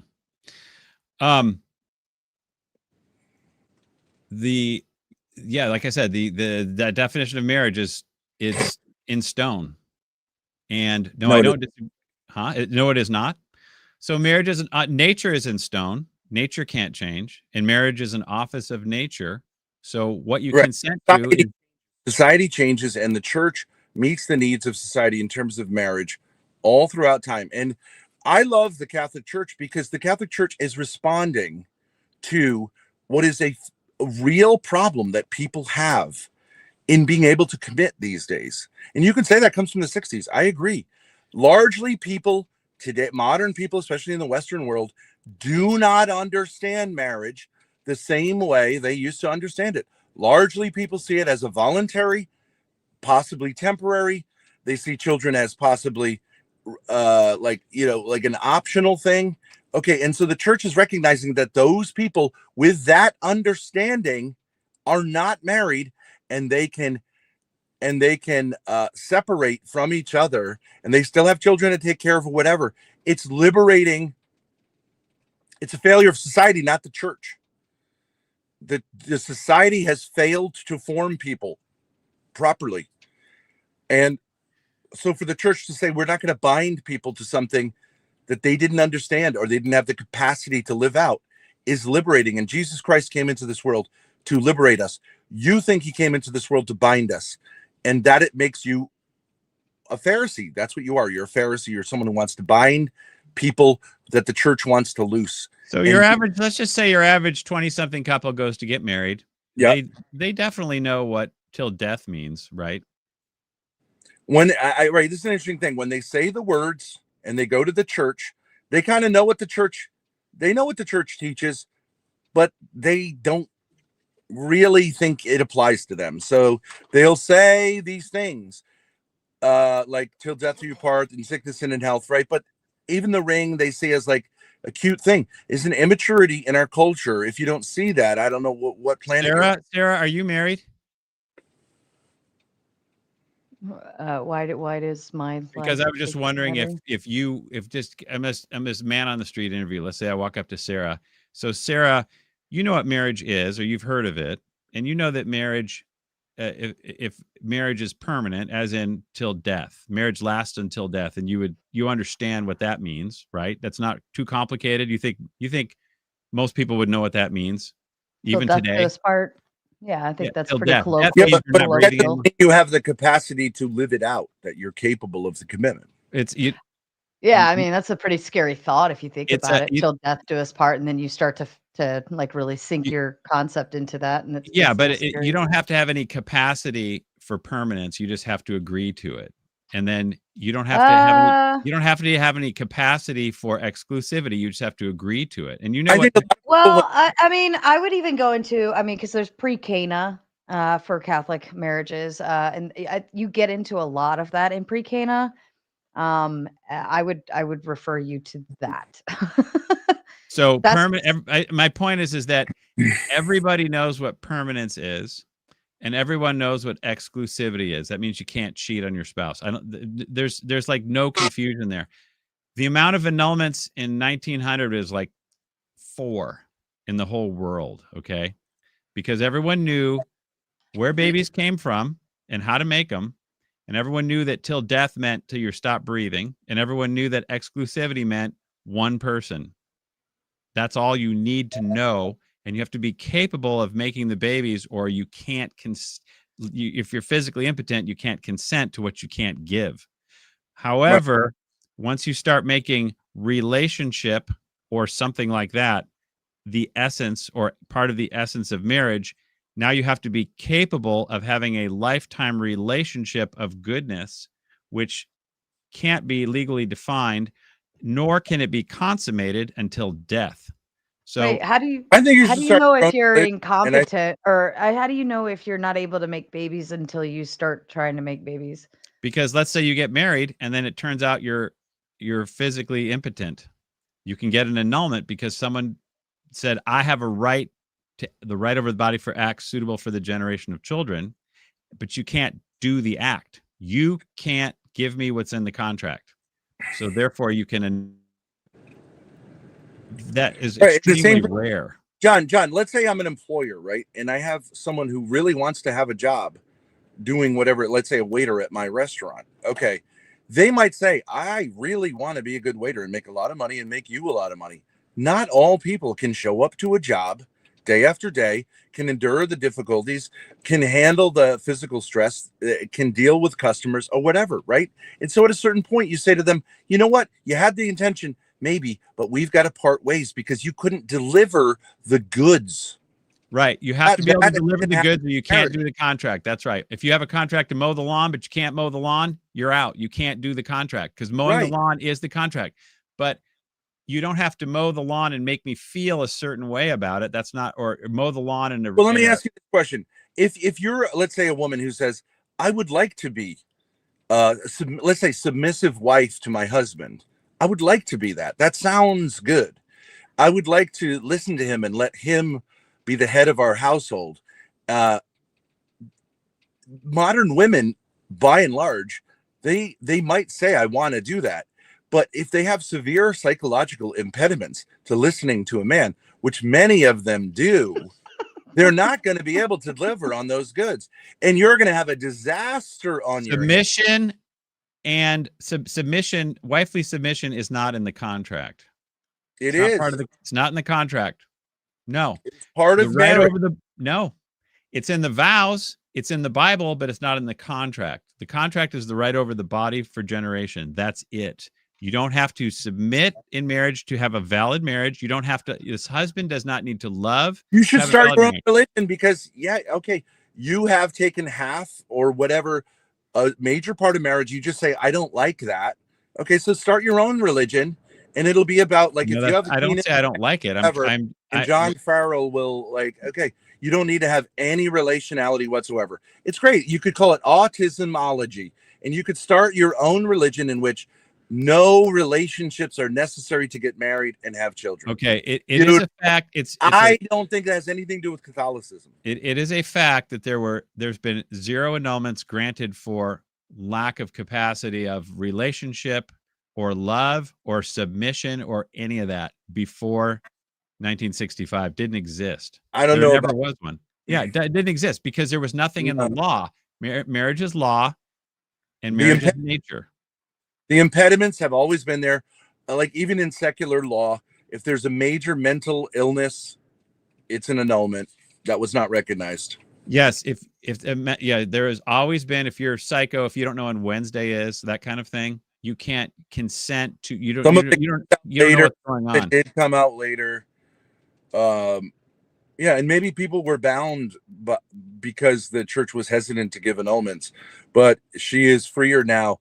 And I think most women, do you realize, John, that 1 out of every 4 women is currently on massive, like, psychotropic drugs, which means they're crazy. They're admitting they're crazy. Only drugs can get them through the day. But people on these are massive not women who are capable of marriage. They're not capable of excuse marriage. me, we have to just define what marriage is. You know, people who are on massive psychotropic drugs can open a checking account. They're capable of that. They're capable of driving a car, but they may, be incapable of not losing it emotionally for a month on end. But Marriage is a super relationship. If you can't have a relationship, you can have a checking account, but you cannot have a super relationship. It is a difficult relationship, especially in our times. And so you need to have what it takes. And people who don't have what it takes should not start getting married. It's not going to solve their problem. It only makes their problems worse. You said the key thing, what it takes. So Aquinas will say, and he's right, marriage is an office of nature. And you understand what that means, right? Yes, marriage is natural. Yes. It's an office of nature, which means it pertains only to nature, and the nature we share with. That's not what that means.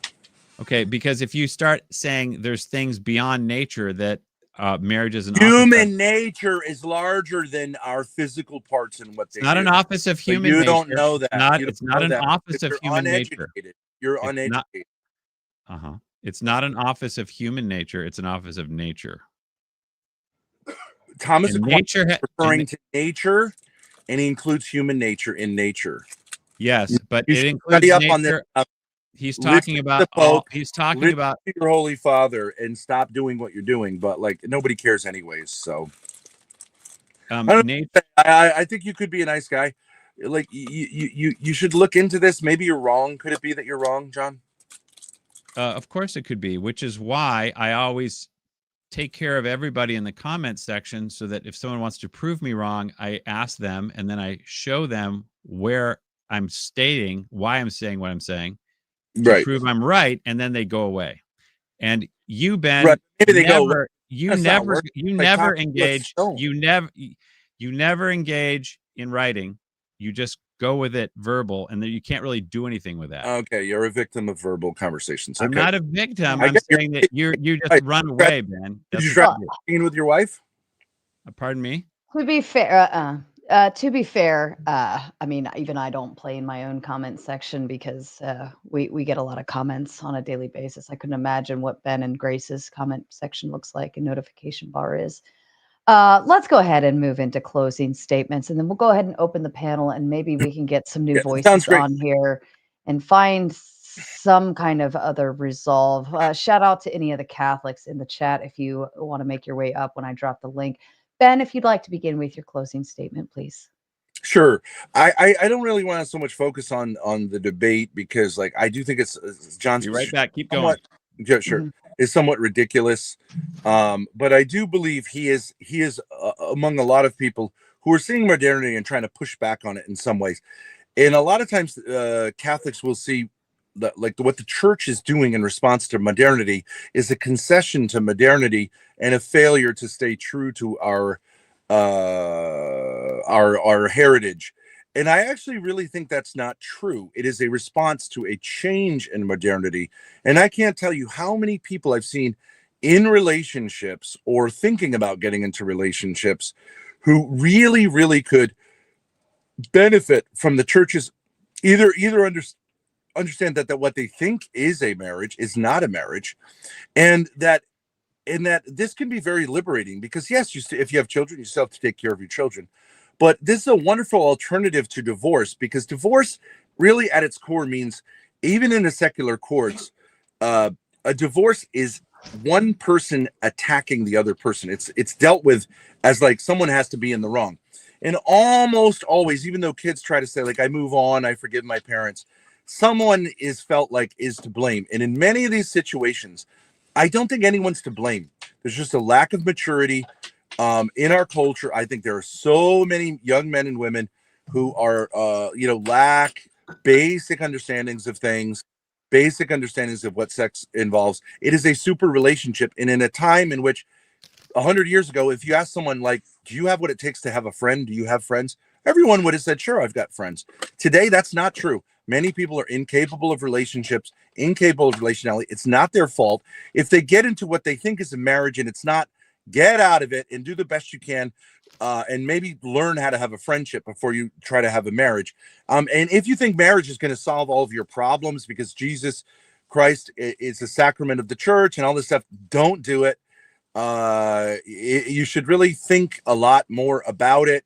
And especially if you have brokenness in your past, it's much better to work through that stuff before getting into this. There are people, however, I'm not against marriage. There are people who have maturity enough that even if they have brokenness together, that marriage, that bond, the openness to children can cause them to develop within marriage, right? But you need to have that minimum amount or it just goes downhill. And I would just appeal to any men out there, women out there who are in this situation. If it's shitting the bed, get out of it. God is not going to send you to hell because you got into something that one or both of you didn't know what you were getting into. God's and the church's purpose on earth is to bring us to heaven, not to bind us in relationships that make no sense. The Pharisees tried to do this. John Farrell's trying to do this. Don't fall for the bait. Jesus is our liberator, freeing us from slavery to nonsense, and especially family nonsense. He said he came to bring the sword, and that may involve, unfortunately, breaking up families that are more harmful than good, and helping people to get some more freedom in our society. And I'll leave it with that. I'll hand it over to John. I thank him. I apologize for the personal attacks and whatever profanity I used or whatever. Thanks, Ben. Yeah, no problem. I'm pretty thick skin or whatever. Good fences make good neighbors. So every divorce has a prenup built in based on the Catholic Church. And that prenup is if you violate the contract, you are denied the sacraments. And you're supposed to take your spouse to court. If that happens, that comes from Matthew 19:9, which is if there's adultery, you can put them away, you can separate.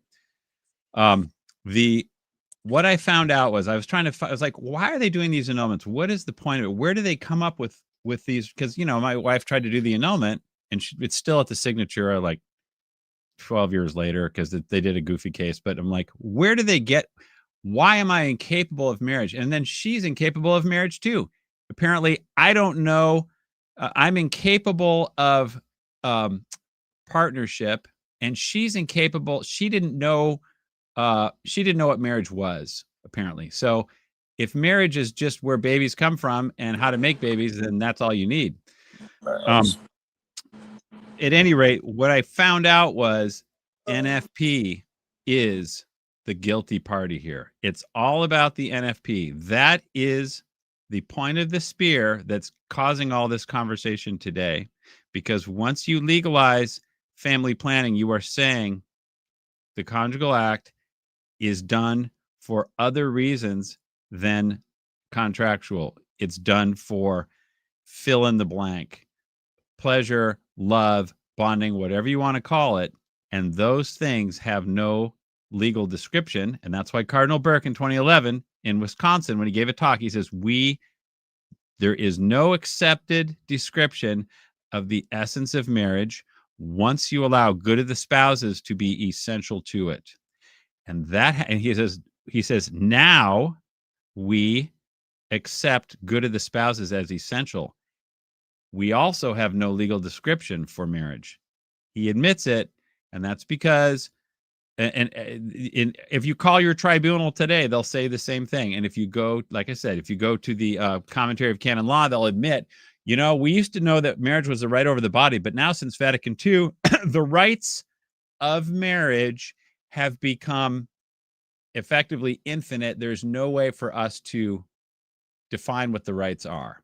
So that's why there's the annulment, and that's why you cannot you have trouble adjudicating anything. Oh, by the way, there's something Ben said. He says in divorce there's different levels of fault, and all that. Every divorce has one guilty spouse and one innocent spouse. That's all there is. And the person who filed without permission is the guilty spouse, because they have claimed right over the contract. You can't claim the right. Like if Ben drives a car, I can't claim right over that car. Even no matter how badly I feel it or I think he doesn't deserve the car, I have no right to it. And because car is an objective thing. All right. But if we define car ownership as something subjective, and you have to have a real, quote, real deep, meaningful relationship with your car, then car ownership becomes subjective and anyone can take anyone else's car. And it's the same with marriage. If the object is no longer objective, you got nothing. All you have is marriage counseling and feelings, and it creates turns the husbands into simps because they just try to keep her happy or whatever. And then I could go on and on about that, but that was the main point I wanted to make, was that it's the family planning that has destroyed the legal basis. Thank you, Annulment. Ben, I don't know what happened. I know my whole power grid just shut down, and I saw you were backstage. I don't know if you got to finish your statement or not. I did. Okay. Yeah, I just restarted we're traveling, so I had to restart. So no problem. Okay. All right. Well, I'm going to go ahead. I'm going to continue dropping the link to the open panel in the chat. If you want to start getting backstage, now's the time to do so. In the meantime, we'll read and respond to some super chats. King TL, we love you, King TL, says, this poor guy is about to get thorped. Ben going to change this gentleman. Peace and respect, Sarah. And you're welcome to respond, either of you, to anything if you want, or we can just keep moving forward. Thank you, King. He's a friend of our channel and yours too, I think. Mm-hmm. Great guy. Yep. Dusty asks, was God married to Mary when he got her pregnant? No.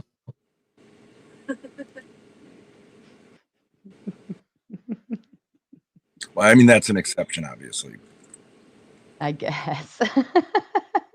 but in a certain sense, we could use that's why Catholics teach that it would have been inappropriate for Joseph to have relations with Mary because of the uniqueness. So in a certain sense, the Holy Spirit was her spouse. So like, but obviously not in a physical sense. Damn, Grace. She blowing her nose? Yeah, you could hear that. I'm sick. You poor baby. Alexander said, then would you say that people in history who weren't able to reproduce for one reason or another weren't actually married, or did they I'm assuming have to know it? Or do they have to know it? Physical impotence means the marriage is invalid because you can't consent to the object, which is the right over the body for acts. However, if they just can't make if they're sterile for some reason, that's out of their control. So things that are extrinsic to them doesn't invalidate, if that answers your question. Yeah, but I do think if one party knows that they are infertile ahead of time and does not reveal it, that would be grounds for an annulment, because that's a legitimate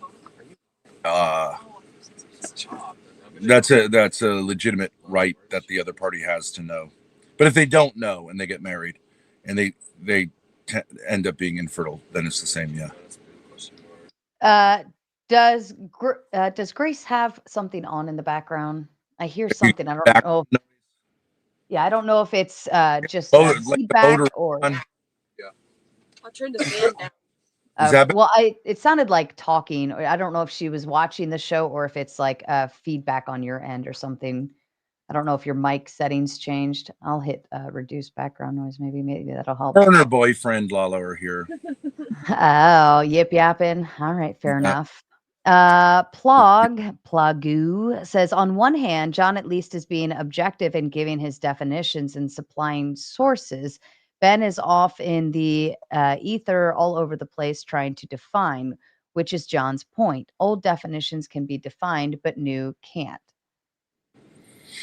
Yeah, I mean, I think what John's problem here is like if you run into relationships and you say, well, there can't be laws about relationships. That's just simply not true.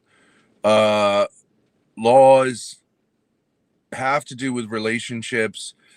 For example, if you're abusing your children and there's an investigation, the state will come in and investigate, and one investigator may see things differently than another investigator. Obviously, there would be standards, like if a kid is, or a police, when they show up, if someone's like leg is cut off, you would say like, okay, this is obviously not healthy. But other things are subtle. I don't think John likes subtlety, and I think he sees the Catholic Church as a place where you can go and avoid the subtlety and nuance that is what life is about. And I don't think that's what the church offers us. Clarity, yes. Making everything black and white, no. Okay, so he says John's point, old definitions can be defined, but new cannot. That's correct, as in definition is de fine, meaning it's done. You can't change a definition, particularly when it's legal and it's bound to nature. So what is defined in the past maintains and can't be changed. So the legal essence of marriage, the legal object of consent, is the same today as it was 500 years ago. It's identical. And it doesn't matter what the canon law says, it can't change it. You can use different poetry, language, whatever you want to use.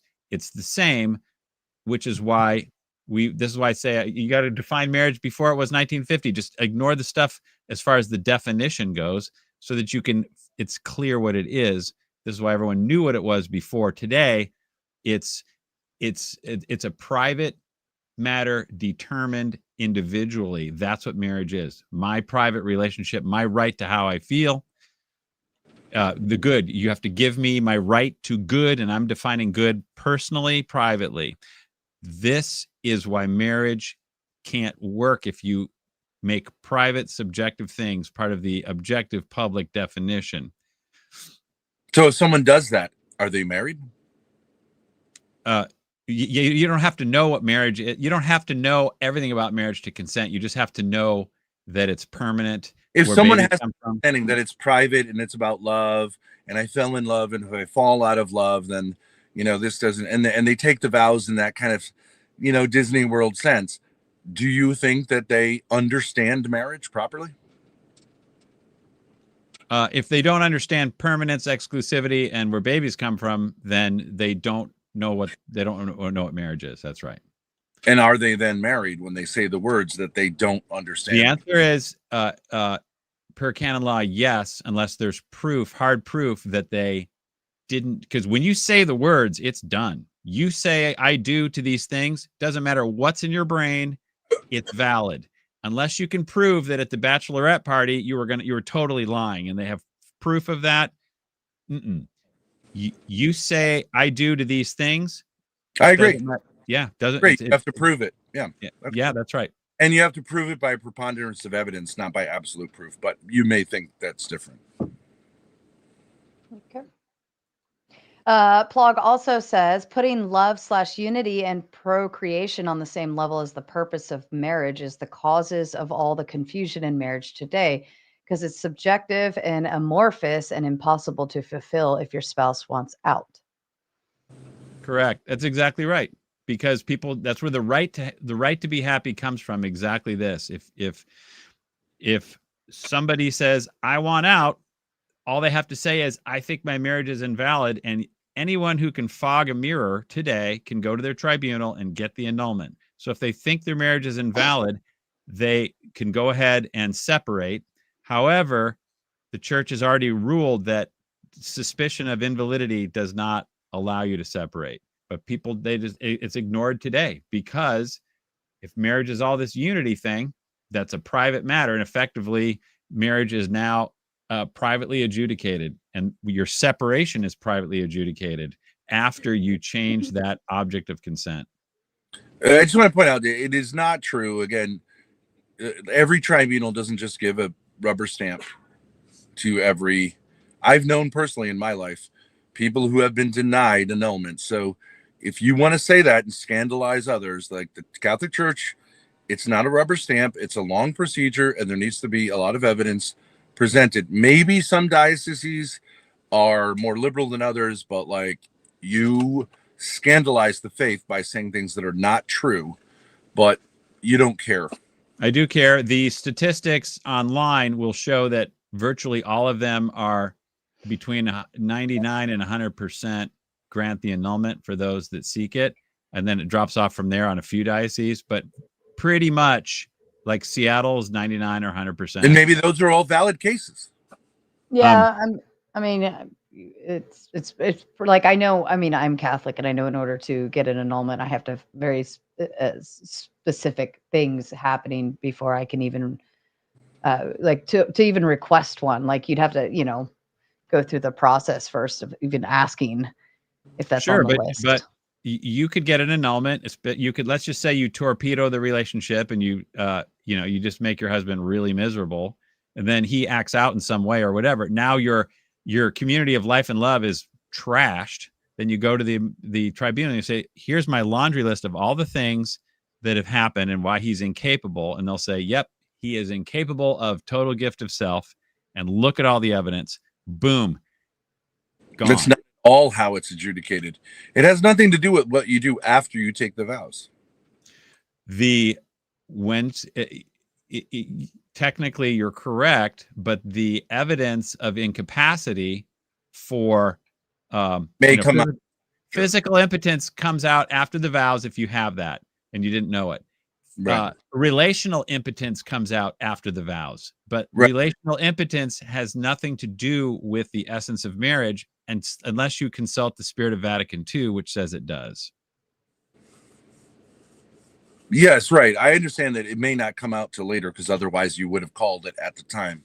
But that doesn't. Everyone fails. No one's perfect. No one can totally give themselves. No one even knows themselves perfectly. No one can give that total gift of self all the way till death.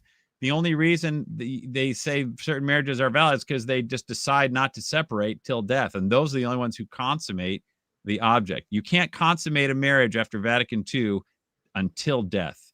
There is no consummation, because that object, the total gift of self for the whole of the life, is consummated when you die if you remain together. It's a low standard. Mutual support is a low standard. People thought consummation was just doing the conjugal act. Consummation is a lifetime of partnership of life and love. That's how you consummate after Vatican II, which is why if you go to the legal definition of consummation in the code today, they'll say it has to be done in a human manner, whereas before it just had to be done in a natural manner. It's a human manner means a total giving and all this stuff, and they've changed that object. Okay, and the reason why I do these YouTube videos is because I'm trying to get any canon lawyer to talk to me. I've talked to every diocese in the country 3 times, 4 times, all these canon lawyers, and what they end up doing is they're like, this conversation is over. We're not talking about this. And if I email them or I go back and forth, they're like, bye. We're not even going there. They can't answer the question because they're changing that definition. I don't want to ramble too much because we got more of these chats to go to. Okay. These comments. Plog says, Ben is as clear as the new definition of marriage. The new canon law says unitive and procreative. Procreative is obvious, but someone defined to me how to fulfill unitive. Well, una caro. Have you guys heard of that yet? That just came out. That means one flesh. It's a doctrinal thing. It's a teaching thing. Whatever. It's the CDF or whatever they came out with. It's Fernandez came out with it. It's like 48 hours old. One flesh. So they're saying that they've moved the ball. Unitive is now the essence of marriage. Unitive is primary. The personalistic norm, JP2. So define to me how to fulfill unitive.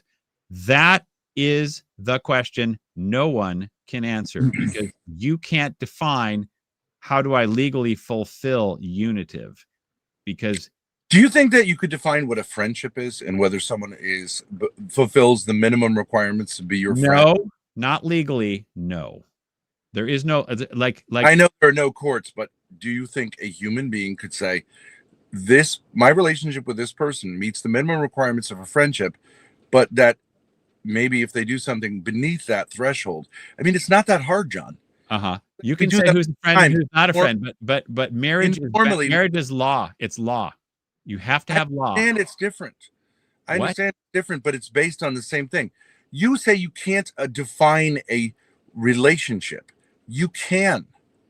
You can define. Not legally. Look at the quote right here. I think business partnerships work. Someone defined to me how to fulfill unitive. Ben, tell me what a business partnership is. It's a relationship between two people that is defined in some way and has legal ramifications. I don't know what you're talking about. This exists throughout. Parents and children have legal relationships. In order for me to have the rights of a parent, I have obligations to my children. It doesn't just mean that they're not dying of starvation. Correct. I have positive things. Right. And you could say, someone could say, are you a good parent? I know that's not a legal thing. Are you a good parent? Are you not a good parent? We ask ourselves these questions. You don't seem to like the fact that human society or life on earth involves relationships. No, it's not that I don't like that. I just know that if you don't define marriage, you invite the tyranny of will into your life, and someone could totally mess with you. You know, it's like if I don't like the way you're treating me, Ben, I get your property and you're going to like it. I agree with you about like that. No, I agree with you that there's a certain tyranny. I don't necessarily think that this comes from where you think it comes from. I think like there's a tyranny, there's an understanding in our society which comes out of like a certain type of feminism, which says that all men are basically rapists, that all men, like the relationship between men and women is that between the oppressor and the oppressed, which comes from Marx. Okay, that stuff should be gotten rid of. I think we're in the process of getting rid of it. It has nothing to do with the Catholic teaching about natural family planning, which is just basically common sense, that if for some reason it makes sense for you to avoid a pregnancy, say, for example, if your wife is recovering from a pregnancy and that it's like physiologically not a good idea to get pregnant right away. Your last name is Farrell. You know what an Irish twin is. Irish twins, it's not healthy for women to have kids spaced that close together. Normally breastfeeding can do it, but if you can help with natural family planning, or if you're in Gaza right now, you might natural family planning might be the right way to go, because your wife is going to die. All family planning, the goal of all of it is to keep seed and egg separate. Any way you want to do that, but what you're doing when you do that is you are now creating a new primary purpose for marriage, a new primary purpose for the conjugal act. Okay? So we have to, if we're going to call it NFP natural, we have to create some new repository for the act that is not procreative, and that's unitive. But what if you have to be required of capability of unity, if you must be capable of unity, you have to define it, because marriage is bound by law.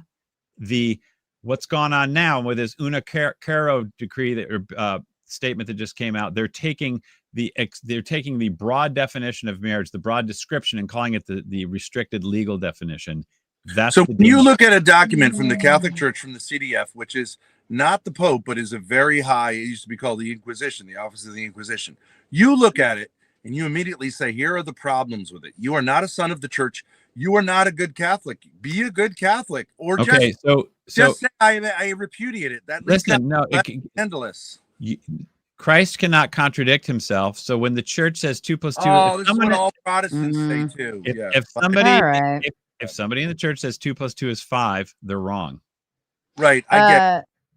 John says, isn't the Catholic Church a mockery of itself? You're welcome to tell John to fuck off if you want, being that I'm assuming everyone is a Catholic.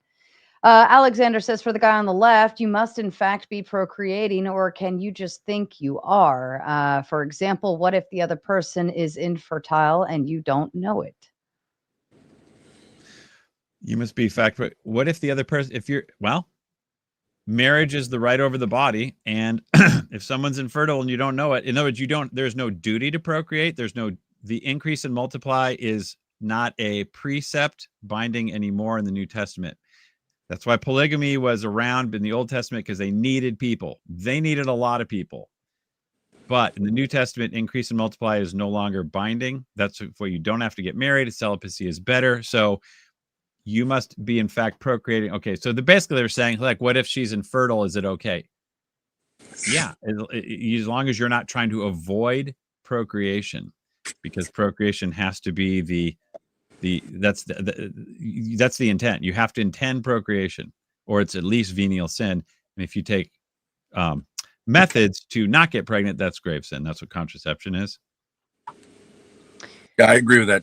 John's right about that. Yeah. Alexander says, wait, are you saying that the church has not changed its teachings in 1,000 years? Are you saying that their understanding of the Bible has not evolved or changed in that time, for the guy on the left? Correct. The Catholic faith is identical in 33 AD as it is today, because the faith can't change, because God is the faith. Okay. So there's only one interpretation of the Bible, and it's the one that doesn't change. There's only one Bible, one truth, one unchanging thing. So you can't say evolution is true one day and it's not true. Then every Catholic must believe the same thing about what the Bible says, and it can't change it. If that answers your question. So what are Catholics, according to you, obliged to believe about evolution? That the world was made in 6 days. Okay, so that's a direct contradiction to Catholic teaching, which has said that it is not a matter of faith. No, it's not. Because the Bible, it's what the Bible says. And you're a Protestant. Just be a Protestant, bro. You're not a Catholic. Yeah. Okay. I hear you. Now the Catholic Church has, from the highest levels. Let's not go there. This is an exact a case of, this is another thing where you need. Excuse me. Pardon me. Just a minute. You need to get specific, and you need to back it up with facts, which I can do in writing very easily, because I know all the PBC 1909. I know a lot of stuff about this. And there's a lot of misconception out there. It's the same thing with marriage. People feel things, people read things, but you have to go, wait, the modernist heresy is everywhere, just like everyone was Arian at one time in 427 or whatever.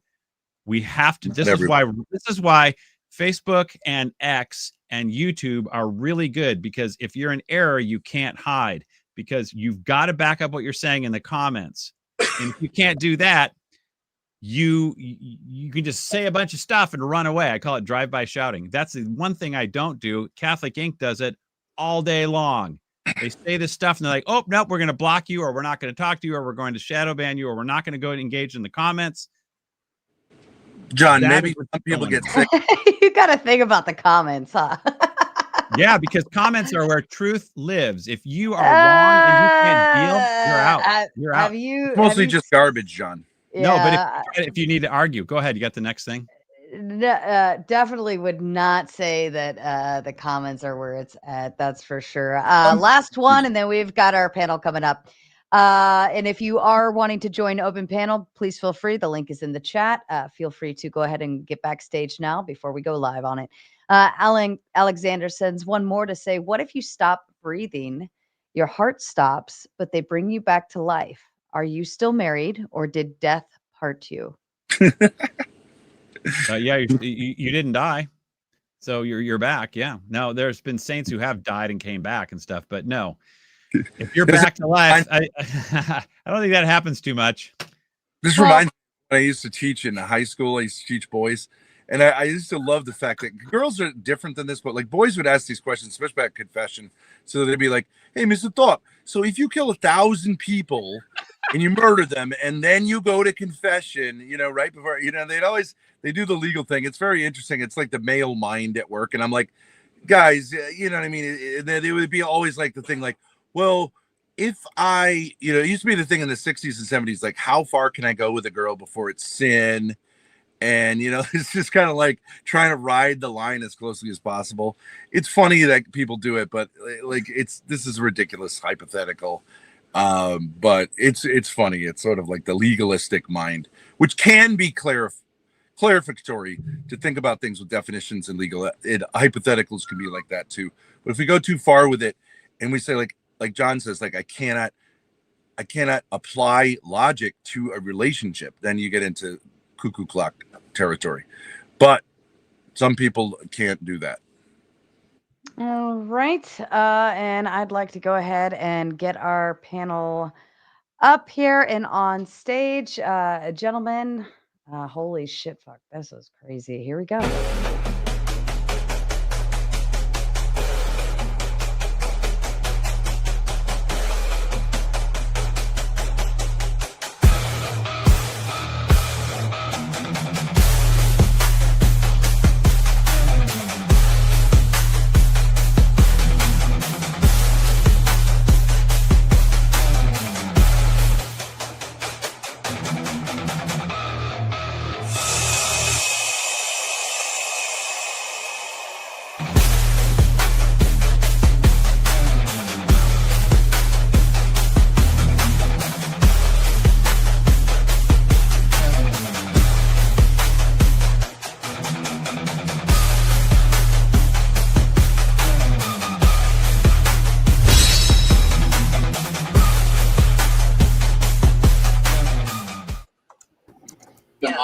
What do you mean he'll be here so he can drive? He can drive. He's got a driver's license. No, what I mean is, like, the roads are clear.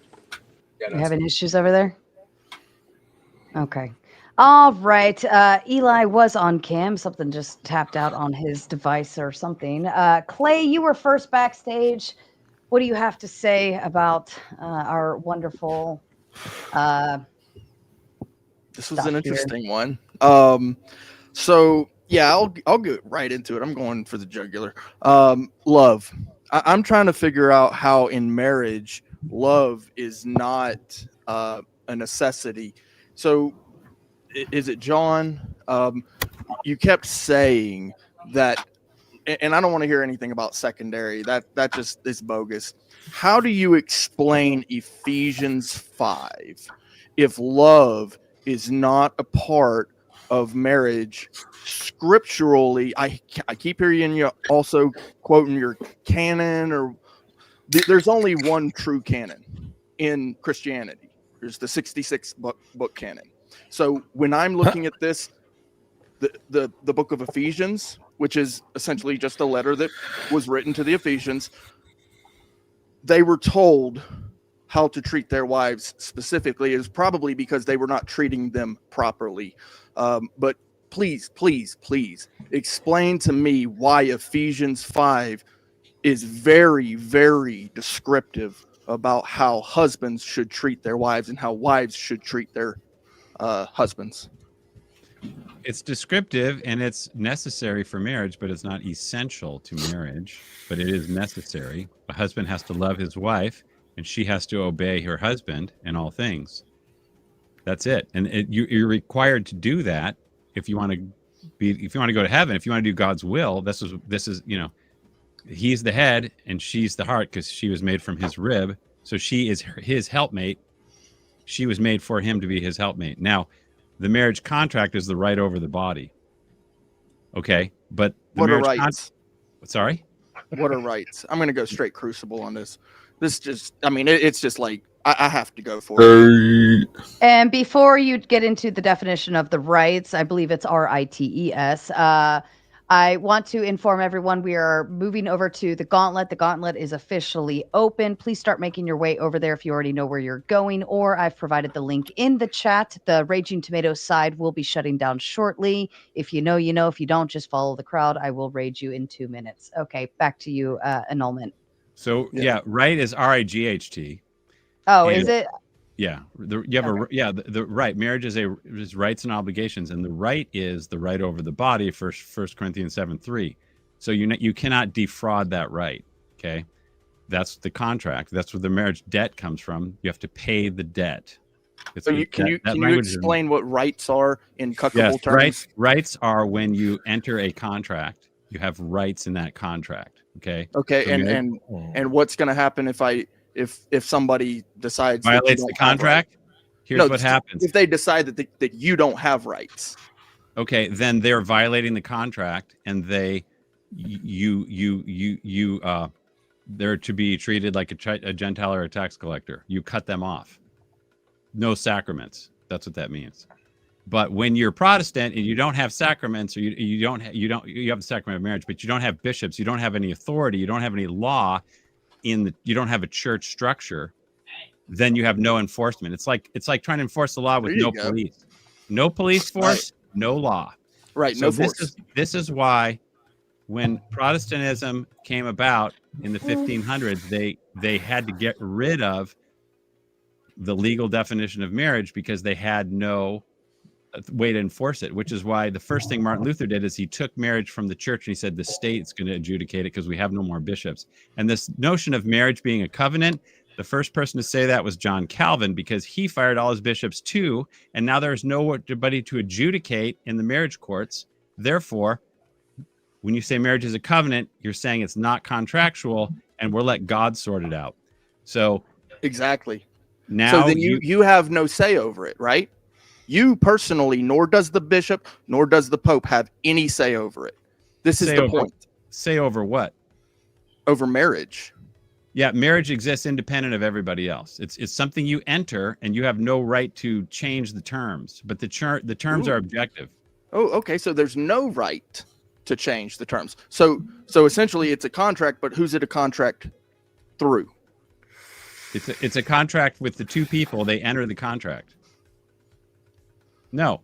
There's two people. It only takes two people to get married, and those two people enter the contract. There are, according to your religion, and probably mine too, Christianity, 3 entities involved. A three chord fold is impossible to break. You're forgetting God. No, I'm not forgetting God, because marriage is an office of nature. So 2 Zoroastrians could get married in the park, or 2 atheists, and they're married because we're not talking about Zoroastrians. We're talking about marriage, which is an office of nature. This is why Ben kept telling you should be Protestant, because you don't believe in the scriptures. Okay, so I do believe. Get off your soapbox. This is a soapbox, stupid. We're literally talking scripture. You're on a soapbox every fucking panel. You get on a stupidity And box. if you'd like to continue watching, I'm officially shutting down the Raging Tomato side. You can continue watching over on the Gauntlet. You can either click the link I provided in the chat or catch the raid on over. We will see you there. Thank you. Back to you, Clay.